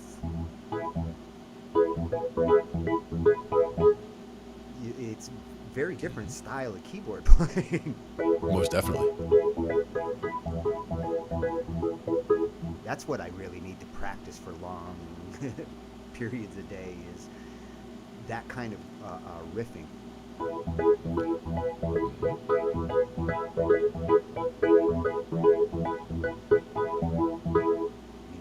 That's Absolutely. hard for me. Yeah, and that's the thing is that sounds easier than it is. It's harder to play than it seems because it is a lot of syncopation. You're doing a lot of it's back like- and forth, the timing in both hands. So that's where, It almost feels like I'm playing drums more than I'm playing a yeah, keyboard. exactly. And that's where, when you really do start getting that stuff down, it does apply to drums as well. Like you could sit down at congas or bongos and make something happen with those, or even the little controller pads on the keyboards and make an actual drum pattern happen. You know what? That's good You know stuff. what I really want to get my hands on. We'll have to look at this in a future episode. You know that round. A hang drum, I think it was, or the controller for something like a hang drum. Yeah. Yeah, and it's got like 8 kinds of pads and clock circle, and it's a finger drum, but they Right. have them for MIDI now, and I've wanted one for so long. I think I can do finger drumming with this Yeah, thing because it's with that so, thing, sure. Yeah, you just rest your hands on it's like a trackball of drums. Honestly, though, if you have something similar to that Axiom, as far as the pads that are on that are like the 2-inch by 2-inch squares, like not the little tiny pads like on this Casio, these little chiclet keys. These little keys are really tough. But the on the Axiom, it's got like the 2-inch by 2-inch big squares, and with those, I've got those with the Roland. if you have those on anything, practice. Do some finger drumming on that, and that will get you up to speed so that when you do get that other controller, if you do, then you'll already be, miles ahead of where you would be otherwise, Yeah. just by practicing a little bit on those. What I like with this controller is because it's round the way that it is, like your access to all the pads are very natural. Like it's just a circle of pads that you bounce between your 2 fingers for the most part. Yep. But you can do it on both sides, and it's very natural. Now, I've watched some people do those little 16-pad Akai pads where you've got the 4x4 grid. Yeah, that's and what I they're have. But the square doesn't. It's not as elegant for me as this circular pad is. Yeah, circular does sound like a better ergonomics for the whole thing anyway. And you just rest your hands on both sides, like you're just basically like lap drumming. Yeah. Awesome. Definitely the way to go. We'll check that in a future episode. Hopefully we can get something like that because that would be fun to check out. Yeah. Interesting input devices is something that's another category of show that we should definitely have. Like if you guys have something that's an interesting piece of equipment that you use to get your sounds into the computer, that we'd always like to hear about that. Gear horse. Gear horse. Could be pedals, could be something old school, could be something that you made yourself Oh, out it's of the cardboard old and school. baling wire. It's the old school stuff that's the most interesting because so many things have fallen by the wayside. With digital, there's a lot of analog equipment that gets unnoticed these days. Mm-hmm. But Yep. once in a while, somebody pulls it out and reminds the world why that sound was so cool. Mm-hmm. And it's also fun to, anytime you do come across hardware like that, it's fun to, check it out, try it out, run it through its paces, see what you can do with it. Because sometimes you'll find new and interesting ways to use things, the way they did with tape delay and all that kind of stuff. Yeah, somebody's got to bust out a talk box. Ah, there you go. Actually, they have one, who was it? Have you come across anybody on BandLab that's done Not on, traditional actually, talk box? no, somebody did on BandLab. And one of the bands that I work with also live, one of the guitar players had one where it was, he had one that was basically, it's in the mouth, the tube that's in the mouth, and so that as you're doing a solo, it acts as a wah pedal. You go wah, wah, wah. You get that effect going just from having this tube in your mouth. Or you can use it also as the voice box effect that you're talking about there. Yeah, the Peter Frampton. Yeah, the Peter Frampton, thank you. That's what I was looking for. I mean, he's the one that kind of defined it for me. I love that cat gif, Ange. That cat doing the shimmy. He's about to attack. Along with Shaq doing the shimmy. The Shaq shimmy. Shaq shimmy shawabba. Well, Shaq's like, give it to me. That cat's ready to pounce, though, for sure. Gotta love the attack of the kitties. So we had 16 beat 3. Then you get to the 8 beats. Which are just much more simple. So these act much more like just a regular old, almost a regular count-in. That's a regular backing track. Now, what would they do if I changed into, let's say, the key of G for this one?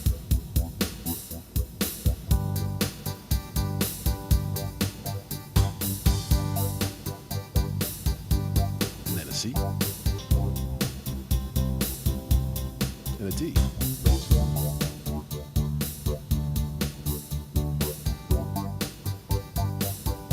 The other thing I would throw in there, at some point I would throw in like an E minor somewhere. That's where we go from that G to an E minor maybe. And then a C. And then a D. Yeah, I was late. I know this progression. I do know this one. Yeah. And that's where you get that 1 6 4 5 stuff happen, whether it's that way or whether it's another direction. 1 4 6 5, 1 5 6 4, 1 5 4 6, 6 4 5 1. You can do all of them. Yeah, that's one that I will do in every key someday.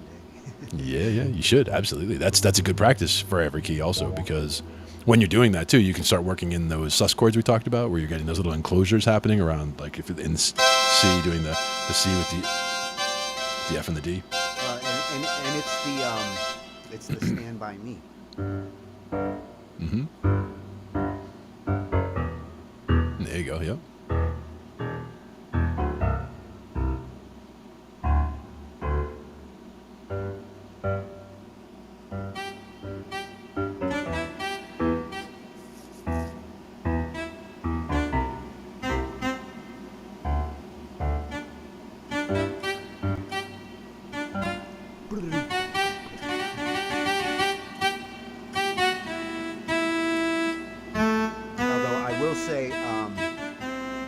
Doesn't really do it for me with that progression.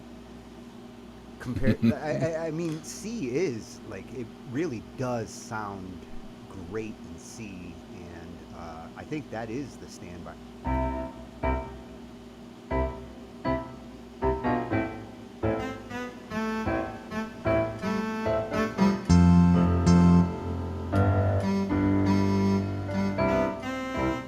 That sounds right. Yeah, And Astro found some good gifts from there. Nice. Stand By Me, classic.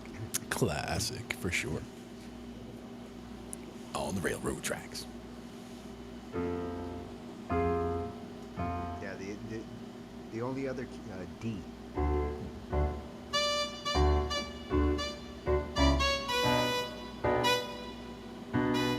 Gives it a little more mood. A little bit.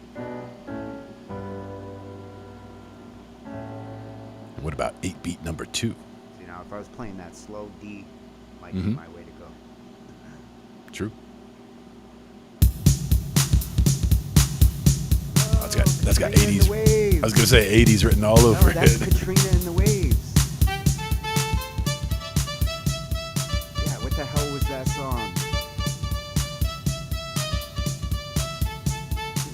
That one? It's coming to me. Walking on Sunshine. Walking on Sunshine.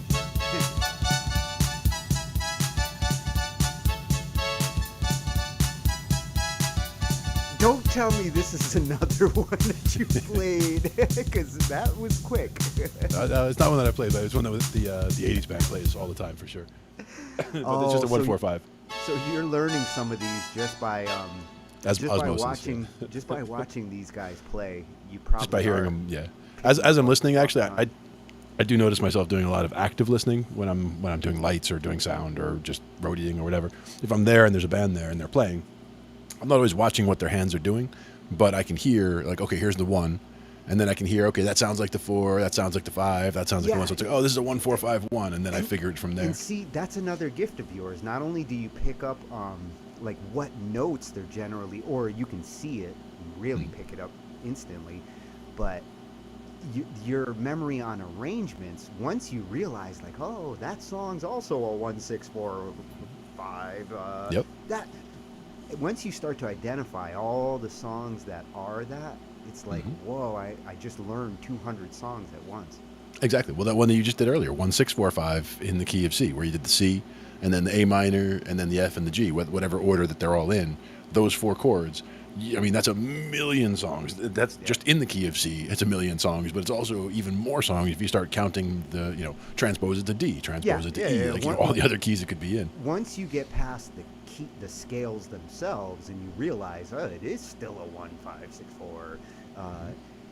The scales stop mattering, and with the guitar, it's so much easier for you guys because it's just the same claw, whatever key it's in, doesn't matter. Adjust the tuning or throw a capo or capo, and you guys can really just transpose.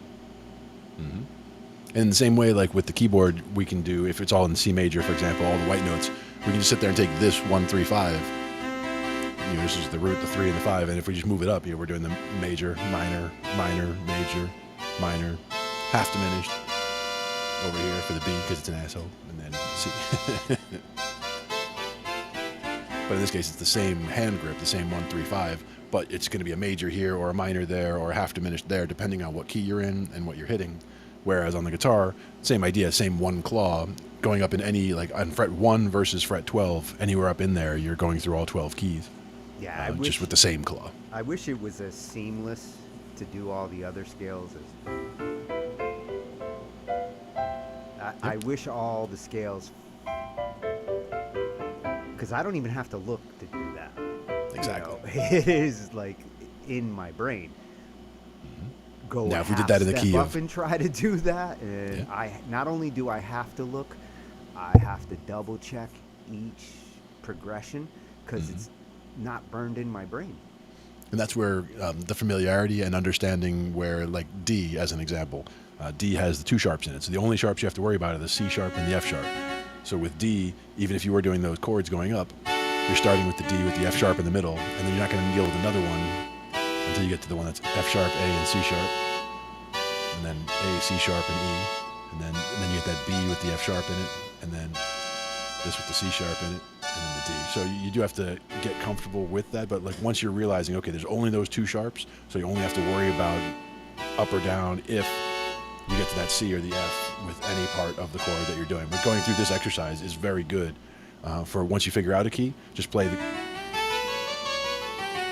play it like that so you recognize the sound of the major scale, major chord. I think I really need to utilize Meticulous as I do my exercises. Yeah. It's making it so much easier for me to see on the staff, and at the same time, it's also making it easier to see how I have to adjust my claw in any particular key. Yep. Resolution, more meticulous. Nice. And actually, that one that Astro just posted up there, it's got Adagio, Moderato, and Allegro, so it's got speeds in there as well, and which is nice. That's another thing. One night, those the phrases. Musical terms, this is something that's like gotten lost in today's music making. I mean, you know what a staccato is, right? Yep. I don't think the average bear does. Yeah. They know what it is when they hear it, but when you say, "Oh, listen to the staccato there," they might have no idea what you actually mean, but they actually do if they know that it's the plucked strings of an orchestra. Because it's not just plucking a string. That's not what makes it staccato. It's certain instruments plucked a certain way to produce a certain kind of musical effect that all the classical composers needed a word to describe. In those cases, there's also there's the pizzicato strings, and that's one that you'll actually see the pizza strings essentially on any. And when you hit them, it's just that one pluck, and then it's kind of deadened or muted, and that's where that is a very staccato feel. Of all the different types of orchestra string sounds, Piz and staccato are like the song I did last night. It's a boring pop song when you kind of listen to it on its own, but as an orchestral and you convert it to symphony, it's fucking amazing in symphony. There you go, nice. And that's where arranging comes in, yeah. It's all Piz and staccato, like the whole effect of it. There's no drums, so the Piz and the staccato replace the drums. Nice. Well, I think we're just about here on midnight here. We made it through another full evening. Yeah, it's pumpkin time. But it was always a pleasure going through stuff like usual. We learned some new things tonight, went through some things. We didn't do a lot of videos tonight, but we did go over some of our favorite YouTube channels to go check out. No, So we got those the are, jam. and we got the jam, absolutely. I got a little more dead in me. Yeah, absolutely. And that's one where Every we're week. gonna go back and we're gonna look at, excuse me, some of those Jeff Williams. Oh, my voice giving out at the end. Jeff Williams guitar videos, yeah, definitely. And we can go through, look, again, that Scarlet Begonias, Fire on the Mountain. That'll be a fun one, and a few of the others. I am curious if, if going through a jam track like that would be a problem. So it's something that we can check out on our own. Do a little jam in there, record it, try to upload it, see what it does, see if it has a Well, problem with it. I don't think it would be a problem, but And check with, a lot of these sites, now YouTube has an option when you upload to allow people to use samples of your video. sure. So a lot of these guys are, by default, it's turned on. So chances are they are allowing people to use snippets of their videos to share, because that's how people build up their YouTube channels. Yeah, absolutely. Build up the following and also get the word out, get people coming back for other lessons. There's more content there. I'm seeing that turned on and checked on more and more channels. Nice. It's a new feature that they added in the last 3 months. Mm-hmm. Makes it a lot Most easier excellent. to share YouTube content. Yeah, for sure. And that's important. Now we can play our little outro here for you guys. And it's good to see you all. And we will see you all again next Thursday when we talk some more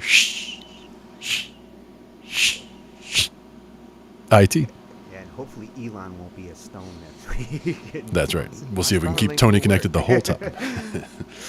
It could happen. I mean, not every time, but it could happen. Well, Johnny's got to stop, hooking him up with weed. There you go. He had too much smoke. That's probably what did it. But yes, good night all. Pleasure to see you all. And we're going to play our little outro here, and then we will cut it from there. Catch you guys next time. Good night. Night, everyone.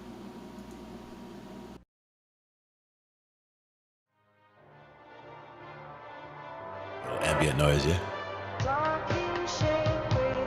So now you're grabbing some band lab clips. Yeah.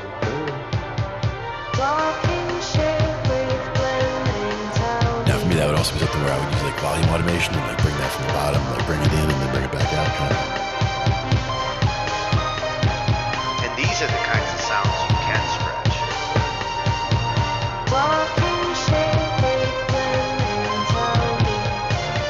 With this AI, like stretching it actually can be cool.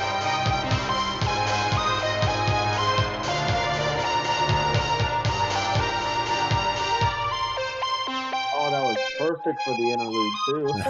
Ends it right in the I right didn't spot. even notice 40.